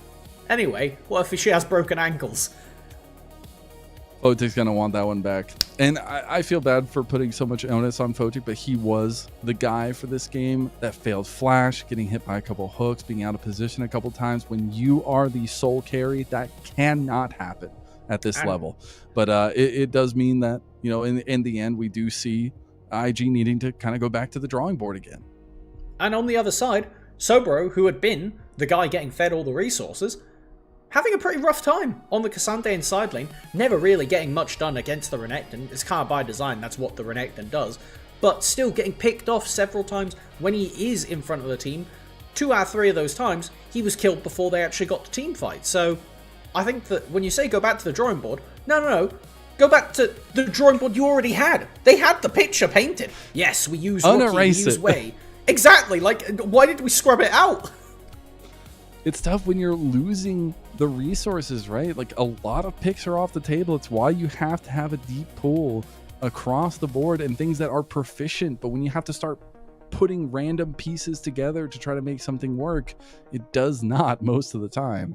Mm-hmm. I think it's telling that we got the Nocturne there. In the end, you had a decent combo with the TF, but how many times did we really see that pulled off? And not having the damage profile that you maybe need to face up against a team like AL. And you hit the nail on the head there. When you get deep into a Fearless draft, you really do have to put together some suspect-looking comps from a glance. Because, like, yeah, TF Nocturne, there's intention there, but if you're running TF Nocturne, you want to play through side lanes, and you have a Cassandre who should be standing in front of Yunara, who is going to get one-shot by 4 people, and then it becomes very difficult to execute. And where I think IG have a chance against AL is if they pick easier to execute things. A linear comp does not mean easy to execute. These are not the same thing, particularly when you're against AL with such terrifying threats as they had this game. It was slow and steady, I guess is the wording we use, because not a lot happened. It was like low kill percentage. Yes, a lot in the end. A lot of plays around the Baron pit and things along those lines. And I gotta say that Kiana play onto Fotic at the very end, that was one of the most ruthless plays I've seen here recently. But it's also a situation that, you know, I guess to open the bag a little bit. Why the hell did game 2 happen, AL? Like it's so crazy when we see the fluctuation of those kinds of executions, and it makes you question this AL team who, again, we said at the very beginning, should not be in the lower bracket, but are. And my only hope for AL is they go into game 4 and just run it back. You put Tarzan on something that is fine, can scale, can do some stuff early, and you just don't let Wei play the game. You don't let Rookie play the game. You have a very neutral game state, because these numbers on the damage graph, I think, are lower than the previous game, which was quicker. So, yep. One of the things that is different, though, is the dragons. Yes, they actually got objectives this time. It's crazy. What a wild world it is when you actually get some of the neutral objectives. In this kind of situation, though, and kind of being a little bit more introspective on AL here for their side of things, does Tarzan ever play Vi again? Like, just put, like, maybe in some grand scheme of things, he was like, yeah, pick me the Vi, you'll see what happens. And so he doesn't ever have to play that champion ever again the rest of the tournament. Who knows? You know, that's a little bit of theory. But it obviously was teed off by a lot of the kind of 2v2 action we got. The value of this Thresh being a permanent presence in these fights. And I want to give absolute credit over to Gar, because short of using the box on a ward in the river, he was doing expert. Like, these lanterns made it so difficult for the pick comp with the Twisted Fate to actually convert into kills. His hooks were landing, and I'm certain we're going to get at the end of this replay package, but he hit the all-important hook that basically ended the game by taking Photic out of it. And this was one of them too, because after this, IG couldn't step up to any fights as well because Saburo was gone, and another one onto Saburo leads into catastrophe. I wouldn't be too upset if Kyle gets MVP for this one, because Yeah. the hooks really were the thing that made the difference. I mean, the bigger thing was AL didn't run it down and just give IG an opening to win the game. Playing a slow game with a better scaling comp, you get to do stuff like this. That was despicable. That was Tarzan. He's cheesing after that one. That was nasty. Well, I do agree. I think Kyle deserves some full flowers for this one. I think it was everyone from the team had moments of brightness. I feel like even Hope in some of those situations too. But it feels like either Tarzan or Kyle. That's the thing that we're trying to spotlight of why we were building AL up so much. Because you can be scared of everybody. Yeah. All of these players have the potential to take the game by the reins and walk it down. This game, it was Kyle and Tarzan, but Shanks did a lot of important stuff, bursting out Photic in these fights. Flandra never dropped the ball on the Renekton in the side lane and was just a big nuisance in these team fights. And like you said, even Hope, he was just pumping out damage. He was being a Felios in a game where he just needed to be a Felios. And sometimes if you do that, chill. Yeah. And, I think a lot of the groundwork we had talked so much about coming into this series has remained to be true. I think this game and series is ran off of the jungle, and yes, it's the supporting pieces around that, but that main big fight between the junglers is still exactly what we're looking for the further game. So I want to see if Wukong ends up getting through for Wei. It's a very big comfort pick so far for him in the playoffs itself. We see the Pantheon potentially banned away again as well, but those picks are going to be extremely important to kind of keep an eye out, and especially talked about a little bit more once we get going on into that game number 4. But it's still waiting on the MVP, which we'll get right now, and it will be Kyle in the end with his Thresh play. Yeah, well deserved. We saw it in the replay package, right? You don't need to do much more than that. Like, you hit all the important hooks and then the game just ends. Just because Thresh is an old champion doesn't mean you can't have a new impact. And as far as AL look towards the next game, I think it really is just about continuing this trajectory. Deny Wei that early playmaker ability. Make sure that Rookie isn't on a carry champion, because when he's on utility, that's what gives IG a chance to play. But the only thing you need to be scared of now is if Rookie just calls it and says, alright, give me the ball, I'm going to take it away. Because clearly Photic, this game at least, did not hold the ball. Soboro, when he was meant to be the guy supporting you, did not buy the space. Maybe Rookie needs to take it, or maybe we just go back to the Game 2 plan and we see all the resources piled into Soboro again. Yes, we'll find out here shortly. We are going to be taking a little break, going on to game number 4. Can IG do the impossible, it seems, and take down AL, get them down to 5th game, get Silver Scrapes on the line? I know I want to hear it so badly. We'll see what happens after this short little break.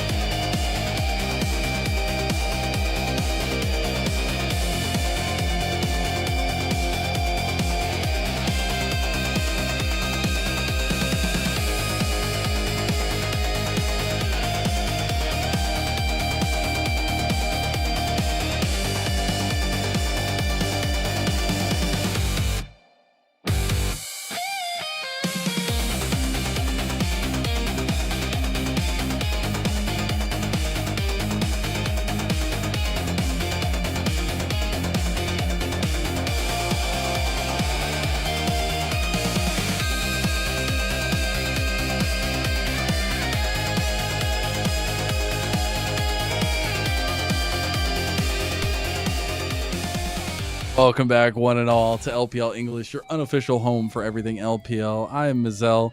I'm joined by Melvin. We've got Shivam behind us on production, and we've got an AL come roaring back to life in at game number 3. Find themselves on match point over Invictus Gaming in a do-or-die best-of-5 in the lower bracket winter playoffs of LPL. As far as we go, coming in, that's the best I got for you. That's the best I got like for you it. for this one. I'm here for it. It's been a dramatic series, is what I will give it. We saw, basically as expected, over AL coming out with quite a dominant opening to the series, and then after that, IG counterpunched in the exact same way they had previously in the split, so that's cool. And then we're a bit iffy on how we felt about AL. They came back with a very decisive performance when IG shifted their priority to giving Photic resources, which did not pay off. Did not. I guess you got to test the waters here or there. That water, a little bit too hot. So I expect them to go somewhere else, go a little bit more even-keeled, but specifically try to figure out how to keep Wei in the game, relevant in the game, and combine with these solo lanes of IG to bring us to potentially 5 games. But this is a position that, you know, I expected AL to be in coming into this one. I gave it a 3-1 to start off the day against Invictus Gaming. I always knew they were good for 1, but this is a team for AL that we've said time and time again are expected favorites in this series and are looking to go on to face that Weibo team. Absolutely. I think it's an incredible disappointment if AL makes this even go to 5. Like, throwing the 1 game in an early skirmish and IG be able to hold up against you, sure. If this goes to 5 games, particularly if IG were to take it right now, it's really bad. AL should be going to first stand. They should not have lost their series to JDG. It came off of one of those somewhat iconic slip-ups where they just hand over a lead that they really didn't need to. Yeah. And it's something that, if this team is to reprise their role as one of the greats of the LPL, one of the main representatives from last year that gave so much hope for the region, we cannot be seeing them get driven to 5 games by IG. No offense, IG, just compared to international, we have Gen G around the corner, for God's sake. True, that's a little bit terrifying there.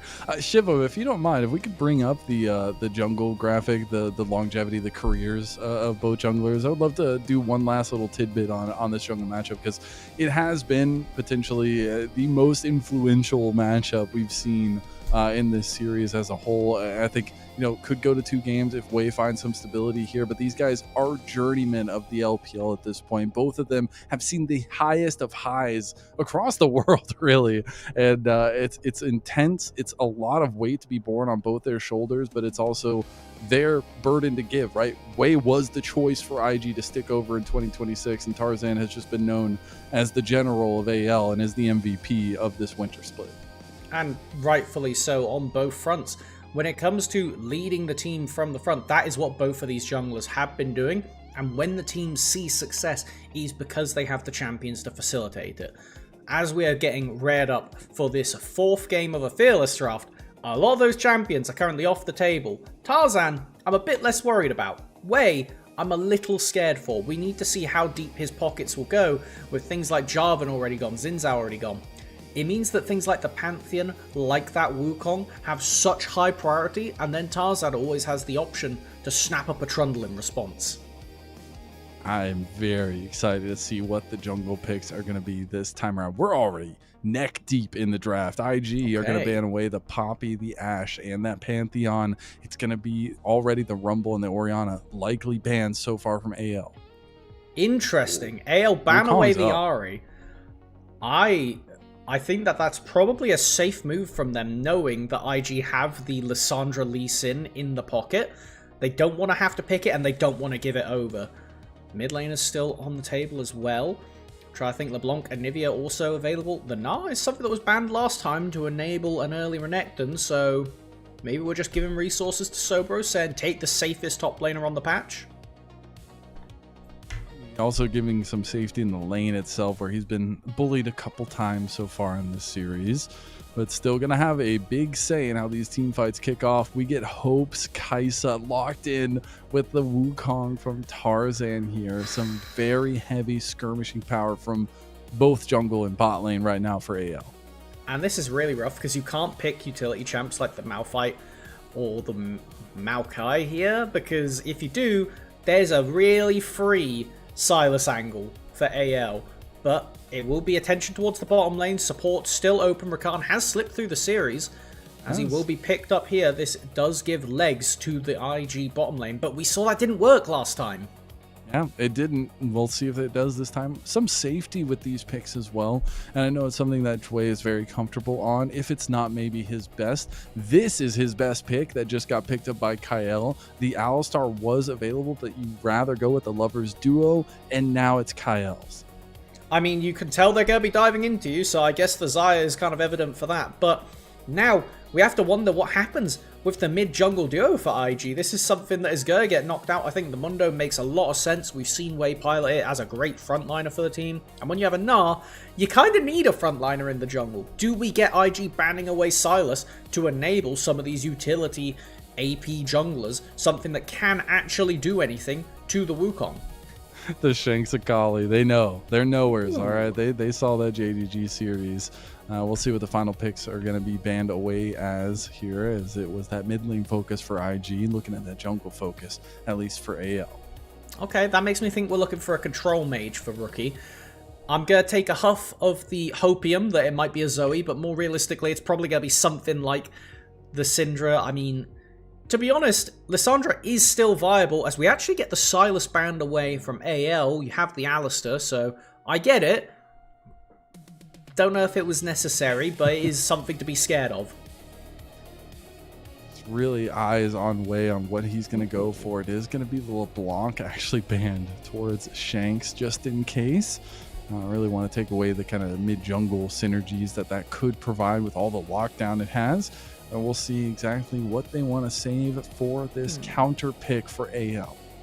I mean, Rek'Sai is also open if they want to take something that requires a bit less attention. It will be Yorick. Locked in for Flandre, good matchup into the Gnar, can be a massive nuisance, but a lot worse for that team fight utility. And now, Rookie is left to blind pick. For a lot of the champions that are left open, I mean, the Victor is a control mage that is on the table for Shanks to respond with. That's something he's done. He's also picked up the Yone in other spots. But here is the jungle that we were kind of alluding to. Maokai got a few buffs on this patch. It has beaten Tarzan before, and it looks like Wei will opt for that. He goes for it as well. We'll see now the pivotal pick. What is Rookie going to pick? The do or die Invictus Gaming mid laner. The guy this brand is built around. It is all eyes on him. Ooh. What he's willing to do to carry this team to a game 5 against one of the best teams the LPL has to offer. Yone is the pick. He takes it away from Shanks, a Yone player in himself. Now, how will he respond? What counter does he have in mind? Cassiopeia is still on the table, is available. Annie, something we did see Chovy actually pick up in the LCK finals. It's a very standard pick. It can just be a nuisance. You got that instant CC, something that can really shut down Rookie if you've got enough burst, which I think between a Wukong and a Kai'Sa, you're doing all right for AL on the burst front.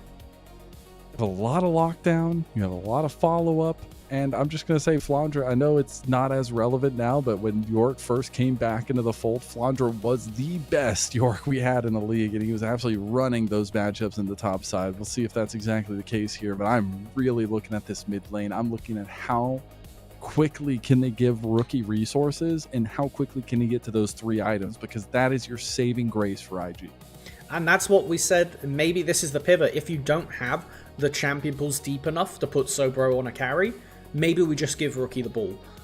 I don't think you can really do that more than one of the Win brothers here, and he has the potential to do it.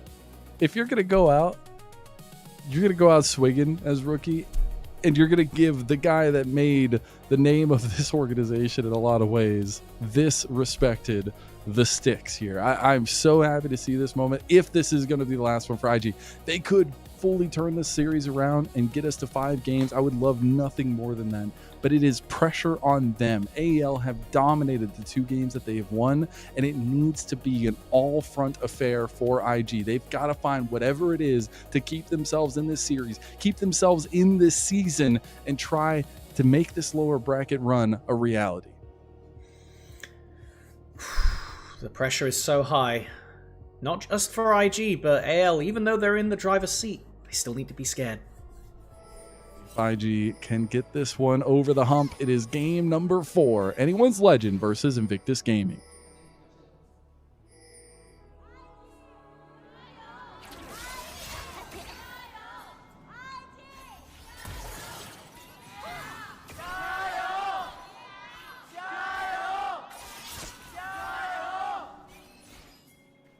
The AL fans move closer to the mics. Well, it's definitely a rough opening, at least for the mid lane matchup. Rookie taking quite the chunk of his HP there. Does have the fleet footwork and the Doran shield to keep himself going. As far as other notable rune stuff, we have double lethal tempo and double spellbook from the bot layers. This is back to normalcy. Yep, this is going to be good for utility. I expect heals to be popped in 3, 2, 1. It truly would have been like clockwork. That would have been hilarious. It is the early heal meta on the bot side. Rookie getting pushed out of his lane early, though, by Shanks. You expect this in the melee matchup against Annie. Remember, Shanks picked this into the Yone at least. And so far, so good on that front. It is going to be the opposite side paths for both junglers, though, with a little bit of vision by both of them once either one wants to clear their raptors. And ooh, Tarzan's pinging. I'm putting the onus on Wei here, but he really is going to struggle. He has the big Q, so should be able to win a clear smite fight, but Tarzan has been having his number whenever he's got the option. We'll back off, actually. That is interesting that he decides to half opt for the play and then peel off. The Wukong not remotely as good of a farmer. Go for an invade, maybe? Like he's trying to predict and see what was going to happen, or maybe get a little bit of early advantage for his own right. But as you said, he will be spotted out now, moving down towards that bot side. Rookie going to be continually pressed for prio in the mid lane by Shanks. Get a nice little double knockup from either side. Nice blade collar as well from Photic onto Kyle. And I really want to see Wei leverage the fact that Maokai has the most disgusting gank of all time of just pressing flash W.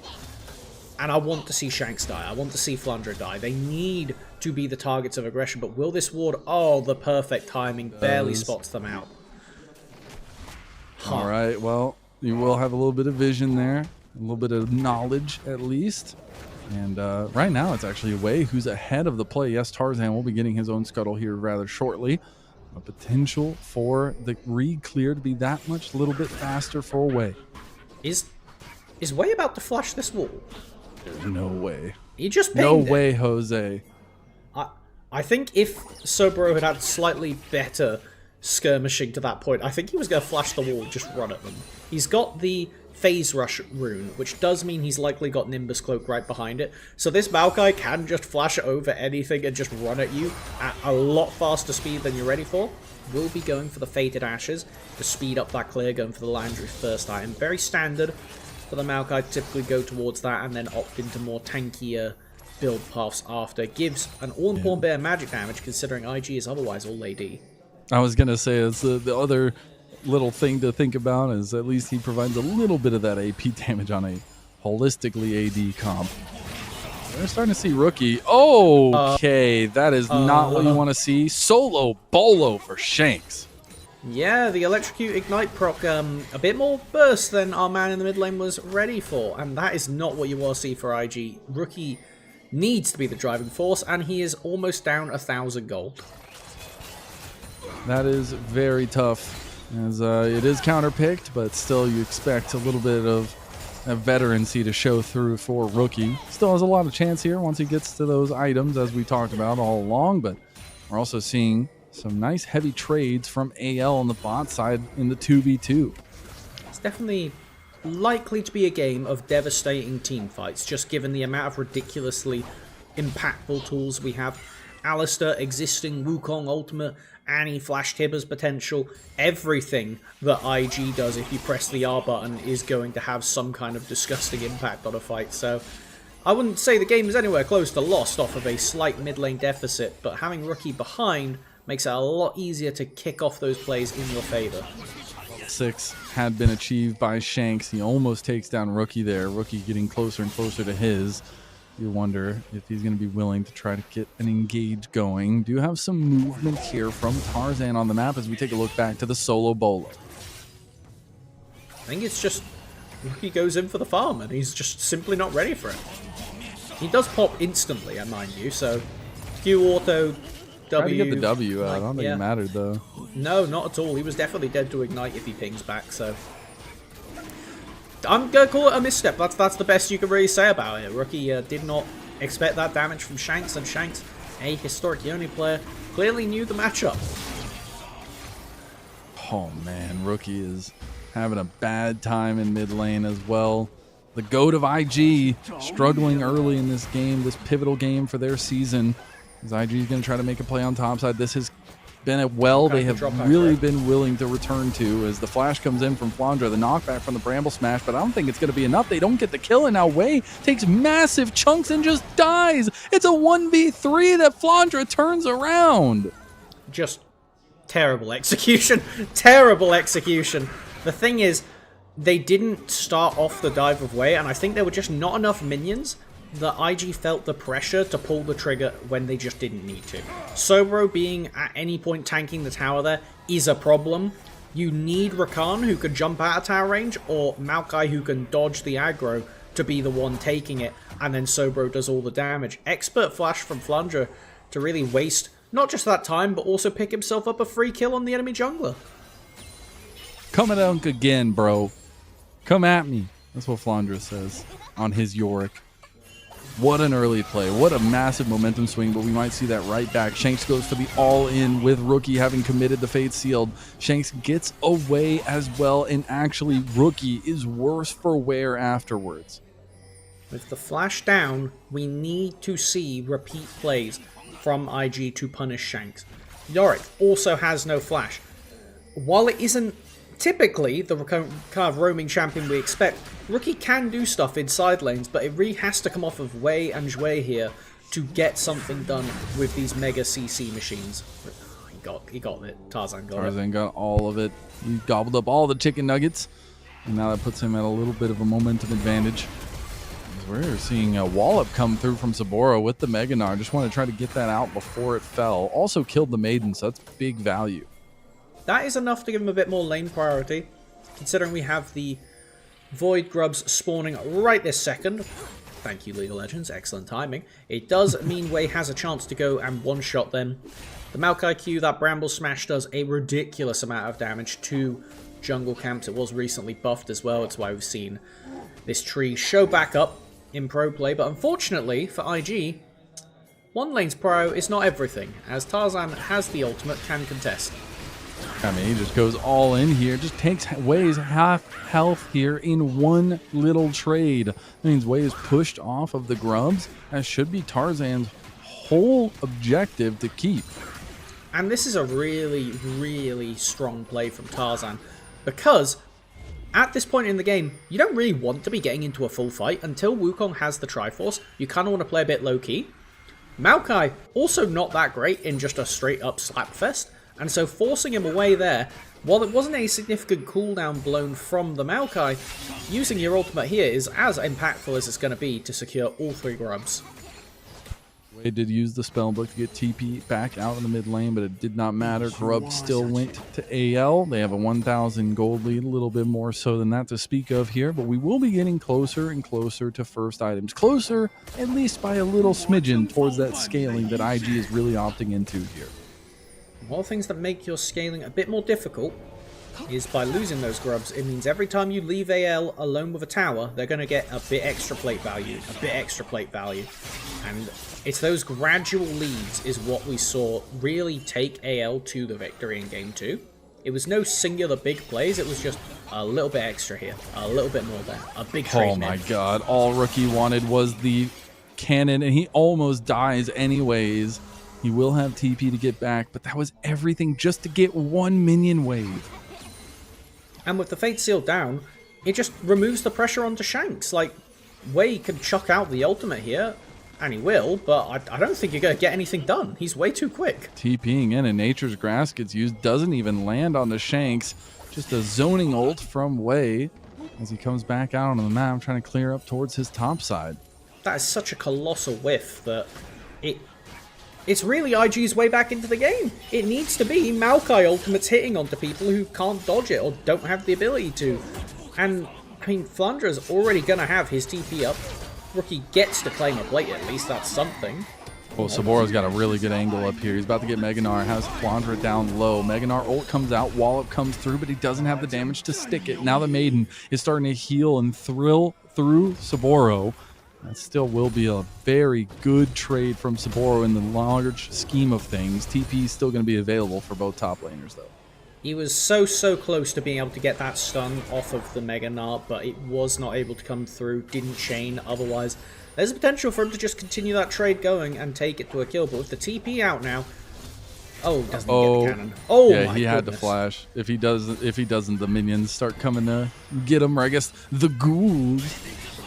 The pandas, if you will. That's what I love so much thematically from Flandra, is every time he plays the York, he picks the panda skin.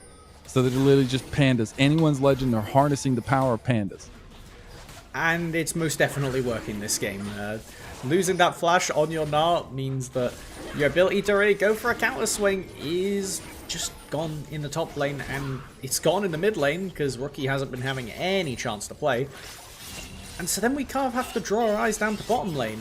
And they're losing the dragon right in their faces. It's Zyra Khan. We haven't really seen anything come out from either bottom side. And yet, there is an 800 gold lead over to Hope just off of tower plating. The second dragon completed for AL. Fate Sealed goes wide onto Shanks, and Rookie dies instantaneously. Multiple missed opportunities for Rookie, punished so heavily by anyone's legend. Now Wei overstayed his play. He goes for a Bramble Smash, try to kill Tarzan. Meanwhile, bot lane, we're getting it all in. Photic trying to take down Hope. He's got the Blade Caller coming up, I'm sure. He's going to use it. It does connect onto Kyle. Kyle tries to go for the play. Photic flashes, showing a little bit of that brilliance from the V5 days all the way back. But now Wei has been caught out by the remaining members of AL here. I don't know how he got between Shanks and between Flandra, but he pays the ultimate price for it and falls.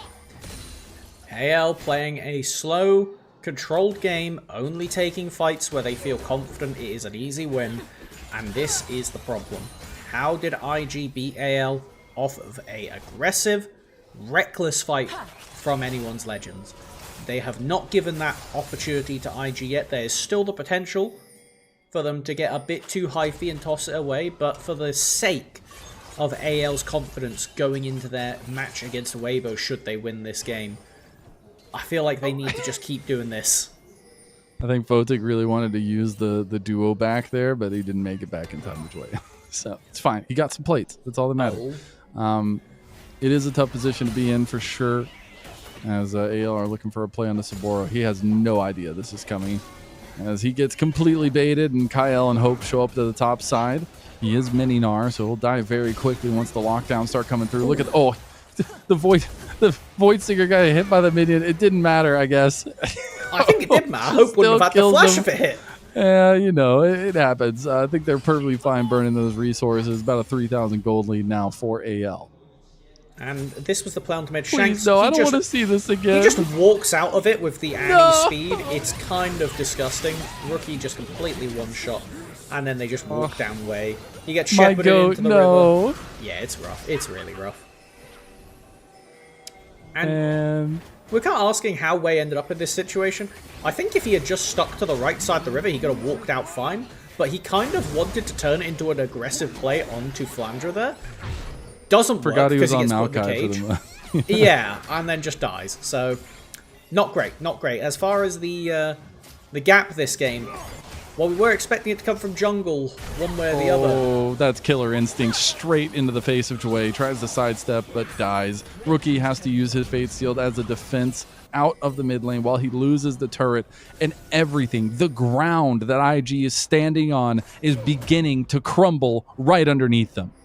It is a mega gap from AL right now, and that is the form we wanted to see from him. Going for a try here to take Kyle out.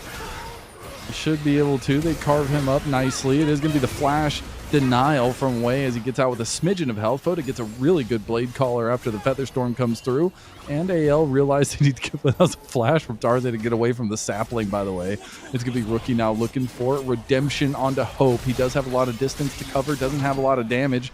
Does get a decent chunk onto Hope, but that's it. It is going to be Rift Herald. That could be potential on the table for either side, but right now it is AL exerting their presence onto the map.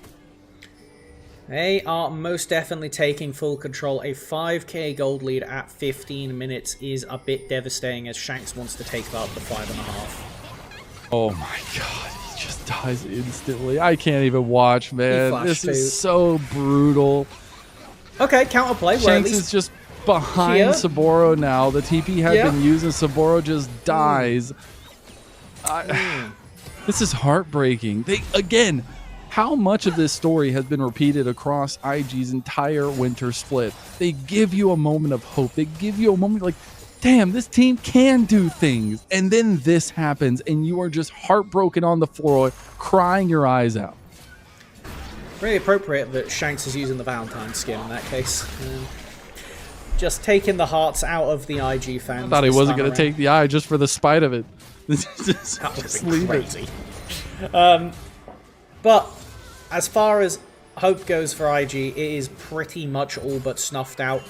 AL playing very resolute. Shanks with such a gross lead in the mid lane. Flandre, gross lead in the top lane. Dragon about to spawn. That'll take it to an Infernal Soul Point at 17 minutes. So we get to see... No, I don't want to look. I'm turning away from the computer. Dude. Tell me where it's done. Oh, God, man. It's just so incredibly brutal. The counter pick has worked successfully. It was a very late TP from Saburo. Luckily, we don't have to see that play because the Dragon had been started by IG. Oh, the Rift Herald play. The Rift Herald play from Tarzan. He's going to find backline. Kyle just flashes straight onto Rookie. Here comes the Killer Instinct from Hope, too, on the backline. Fate Sealed hits on the multiple members. They got damage, but it's not nearly enough. The health bars from IG just can't keep up. The gas in the tank has run out. They are running on empty, and AL is full strength. When I say that AL did everything they could to send it into Blade Caller there and give Photic a chance to do something, they sent everything and it meant nothing. One person dies from AL despite funneling into a choke against a choke point-centric team. And they still walk away with 3 extra kills and the Dragon. 8,000 gold, 18 minutes in, and it will continue to grow away. He's left out on his lonesome, trying to clear the bot side. Items trying to be completed, but it doesn't matter. AL are too strong. They just have such a favorable position around the side of it. Force everybody into this little corner here. Jue jumps in, is able to actually CC Hope briefly with the exhaust and all of the burst from all of these people. IG's able to take down just the ADC, but everybody else just so many stats, so many big ultimates to just wombo combo, and that's the thing. This is the difference between this AL comp and the previous comp with the wombo combo, is this one at least has different tools. You don't have to use them all one after the other on the same target to just kill one guy. You can use them with flexibility, and that is where AL shines. When they are given the chance to just go for these outplays and take the narrow margins of a team fight. Saving graces now is IG finding picks anywhere they can. I think we're a long way away from a 3-item Yone getting anywhere in this game. Still almost about 2.5 items on Shanks on the opposing side, and Jue's just going to try to stop them from bullying Rookie again. That's going to be a tier 2 tower on the top side, just falling so incredibly fast. You are a more optimistic man than I. When you said the saving grace, my first thought is that it's over quickly, because quick and painless, huh? Yeah, this is just terrible. We're about to be at a 10k gold lead in 20 minutes, which is, I would say, a free Baron. Probably should be what AL's looking to pick up. Grab that bad boy and walk it down mid, I would say, because, I mean, IG, they have single items on several members. Photic has 2 items, Wei has 2 items, that's something. And then we pan over, and every single person on AL outside of support has 2 full completed items. It's so much extra money. So many extra stats. AL could maybe throw at Baron if they just start it without doing any due diligence, but based on the form they're playing with this game, I would be shocked if they give even a moment of hope over to IG here. It's a situation where it still makes that second game fly up like a big bright red flag for AL. Like, what happened is the question that will remain there. But is this a team that has regained some of that confidence that maybe they were lacking in a few of their games of the series against JDG, and who need to be ready to face off against a scrappy Weibo in the next round? I mean, yeah, like even to get to a rematch of JDG or BLG, depending. Oh my god! Bro, you just had to walk into a cemetery with the grave digger right there. He just smacked you on the shovel, put you in the ground. Yeah, that ain't right. That ain't right. 404 Flandre enemy. That's his lane job, bro. What are you doing? Taking names. He gets paid to put people in the dirt. You can see why. Flandre, an expert player coming into this one. And what is he supposed to... Oh my god. Oh boy. Can we just like black out the screen for the rest of the series? just let AL do their thing here, because this is disgusting, and it feels so bad for IG, who continuously give hope, but it is AL who reign dominant in this series. They flubbed one time, but it is a team that is stuck together, that is decided this is the team that's going to bring us to the highest highs for the LPL in years, it feels like. And this is a team that's looking to make their own redeeming lower bracket run. And what we need to see from AL through this game is just a clean end. Just walk it down mid. Do not give a single moment for IG to breathe. If that kill count goes above 3, and it's not because you're diving the fountain for fun at the end, there's a problem. This is such a dominant game state. They're about to have Infernal Soul. They are so ahead on itemization. AL, just clean it out. Don't make it competitive. Like, this needs to be game 2 was an outlier and something that you can work on, because that's kind of how they lost to JDG. They lost to JDG by just giving a few too many of those oopsie, silly early game fights. Lost the game. Time to lock in. See if they're pretty locked in right now. He's try to go for another quick play, as IG can't even walk into their own jungle. They're getting a side lane turret with Rookie, so that'd be a nice bounty gold given back, but it's an 11,000 gold lead, and now Saboro's getting chased down by the minions and the ghouls and the maiden. All the PvE bodies coming to fight him as turret sieges have started. We're looking at a double lane push as Nature's Grasp has come out. Gonna get blocked up a little bit. Still, though, that's an overextension from IG when they're this far behind, and Kyle is using Dway's own best champion against him here to roughhouse into their base, take an inhib here, do permanent damage to the base of Invictus Game. Gonna make it so much harder for them to hold on at this point. Go for anything. They decided to go in. Oh my god. All right, Photic is already gone. Double knockup comes through. It's gonna be a double kill going to Shanks. They're looking for even more, and that's just the end of the game. This is 23.5 minutes in. They just gave a triple kill over to Shanks, and that is it. AL, after losing a heartbreaking series against JDG, will find their redemption against IG and move on to face Weibo in the lower bracket. A very clear statement from this last game. AL make it evident that game 2 is an outlier. We are not that competitive with IG. It's not close. There was a reason we were the top of Group Ascend and they were the bottom. And for IG, got to give their flowers where it's due. They gave us a run. They took down NIP. They got revenge there. What a beautiful story. This team had struggled all season long. You can see it on their faces. It is heartbreaking, but it is a team that will come back next split in Group Ascend to look for. But now, give it up to AL, the rightful winners of today's series, now going on to face Weibo and trying to figure out if this team is the real deal or not. Oof. And there goes the captain's badge onto the trophy. And there it goes again onto the trophy. Wow. It's really cool. I really like that as just a thing that we do here. It makes it feel so much more whole as a part of the league. Of everybody really just gets to leave their mark in that way. I know Rookie's going to want that game back for sure. The Yone did not look good, but I still am excited to see what this team brings to the table in spring next split. I know we were wondering, what is the deal with Mako? What kind of break is he taking? What will Dway's future look like I think Dway had some really good moments in some of their games, some of their series for IG, and it's something to look at for potential teams that are looking for supports or anything like that in the next split, if Mako does come back and earns that spot back from Dway. But it really is about looking to the future for IG, and I think they'll be happy to bid this season adieu. Yes, definitely. Prospecting forward, I think I would be quite happy if I was Dre and Sobro. They have up and down performances, but overall, they looked pretty promising, more often than not. When you remember you're playing against what should be the top team in the league, in theory, at very least top 3, that's bare minimum. This is a fine performance. Like, you stole a game off of an early fight, and you were able to make it somewhat competitive in 2 of them. Yes, you got absolutely slapped in the last one, but that's just, if anything, to me saying these are new players, they just need deeper champion pools, right? That was why IG couldn't hold up. They couldn't keep the pressure going in Game 3, because Sobro just ran out of those carries top lane to continue to do the same game plan.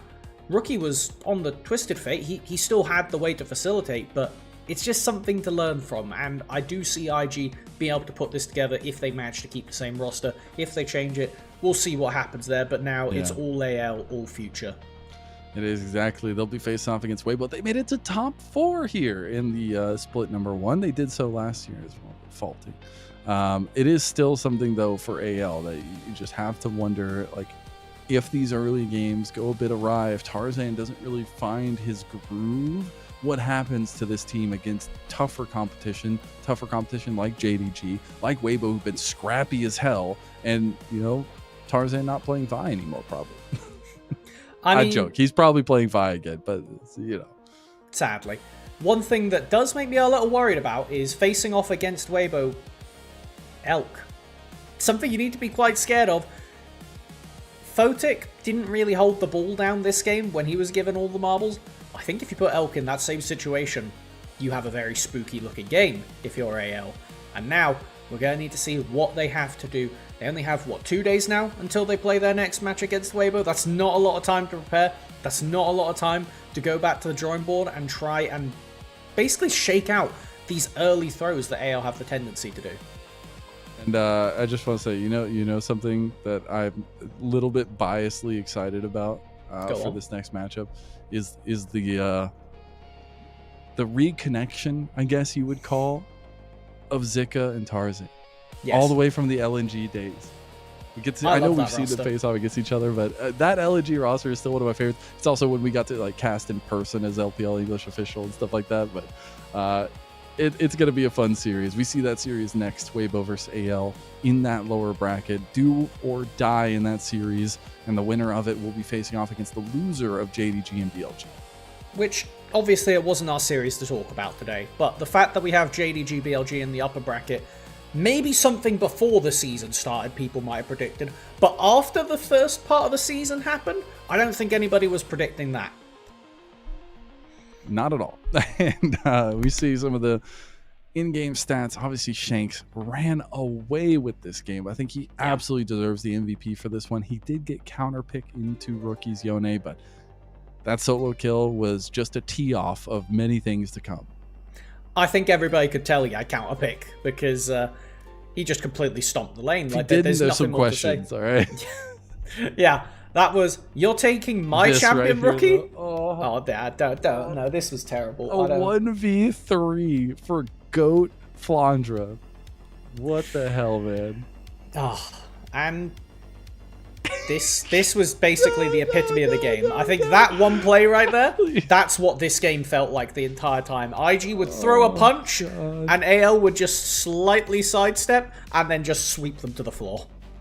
Some plays of all time, for sure, right there. And it's so funny. This entire reel is just mistakes from IG, which is so unfortunate, but it also highlights some of the way that AL played this entire series. I felt in a lot of the reason why they lost game 2 is because they were kind of just waiting for IG to make mistakes and punish it. And in game 2, they didn't make any mistakes, so they weren't ever able to punish. But it was also a situation where AL played very reserved in a lot of these games, at least until the things broke open. And if we can see more of that, that is when we start to have serious conversations about AL being an international threat. There's a reason that we have been so hyped on this team sticking together with their full roster. Just because they don't have Tabe doesn't mean they can't do some of that magic. And now it's just about making sure that they stay resolved and they don't allow themselves to get sucked into the chaos early, throw the game, and then not be able to exert their true strength. That is disgusting team fighting. There's a reason this team shows up to every Herald. They love team fighting and they do a damn good job of it. And we are in top 4. It's top 2 to make it to first stand at the first international event of the year. And that's going to be weighing a lot on the top teams' minds. But the fact that our top teams are now decided is very interesting. Let's see what these next couple matches are going to have in store. But I just want to ask you here, Melvin, before we get going, are there any things that we learned or found out about AL tonight that you want to walk away with? I feel like it's hard to say learned, because coming into the day, when we did our prep, I said, guys, let's just make sure Tarzan has something he can fight on in the first 5 levels. And then we pick Vi. And then we force a fight on Vi at level 4. I feel like we didn't need to learn this, AL. This was a thing we have evidence of. Let's just now take that evidence and say it's quite a large stack of evidence. Let's use that. Just please don't put Tarzan on champions where he can't fight pre-6. And if you do, don't fight pre-6! This is all part of the plan of Tarzan. It's like, yes, I'll get to play what I want to play in the playoffs now. That being said, though, that is going to be almost it for us here on the day. Didn't go 5 games, but at least we got 4 predicted at the beginning of the day. IG are good for a game. Unfortunately, now they'll have to be good for spring because they are out. AL reign triumphant in this series, and we'll move on to play Weibo. Before we get going, though, got to give a huge special shout out to our Elite Coffee supporters as well, Aaron, Soup, and Mung. Coffee support goes a long way to supporting the broadcast in every way, shape, or form. And if you feel like giving back today, please do go check out our coffee. You also get access to podcasts early and potentially asking some interview questions in the future at international events. But that's it from us. It was a splendid series, Melvin, and I look forward to the future of what we have in the top 4 of the LPL playoffs coming up quick over the next couple days. We'll see you now, we'll see you next time, and we'll see you on Summoner's Rift.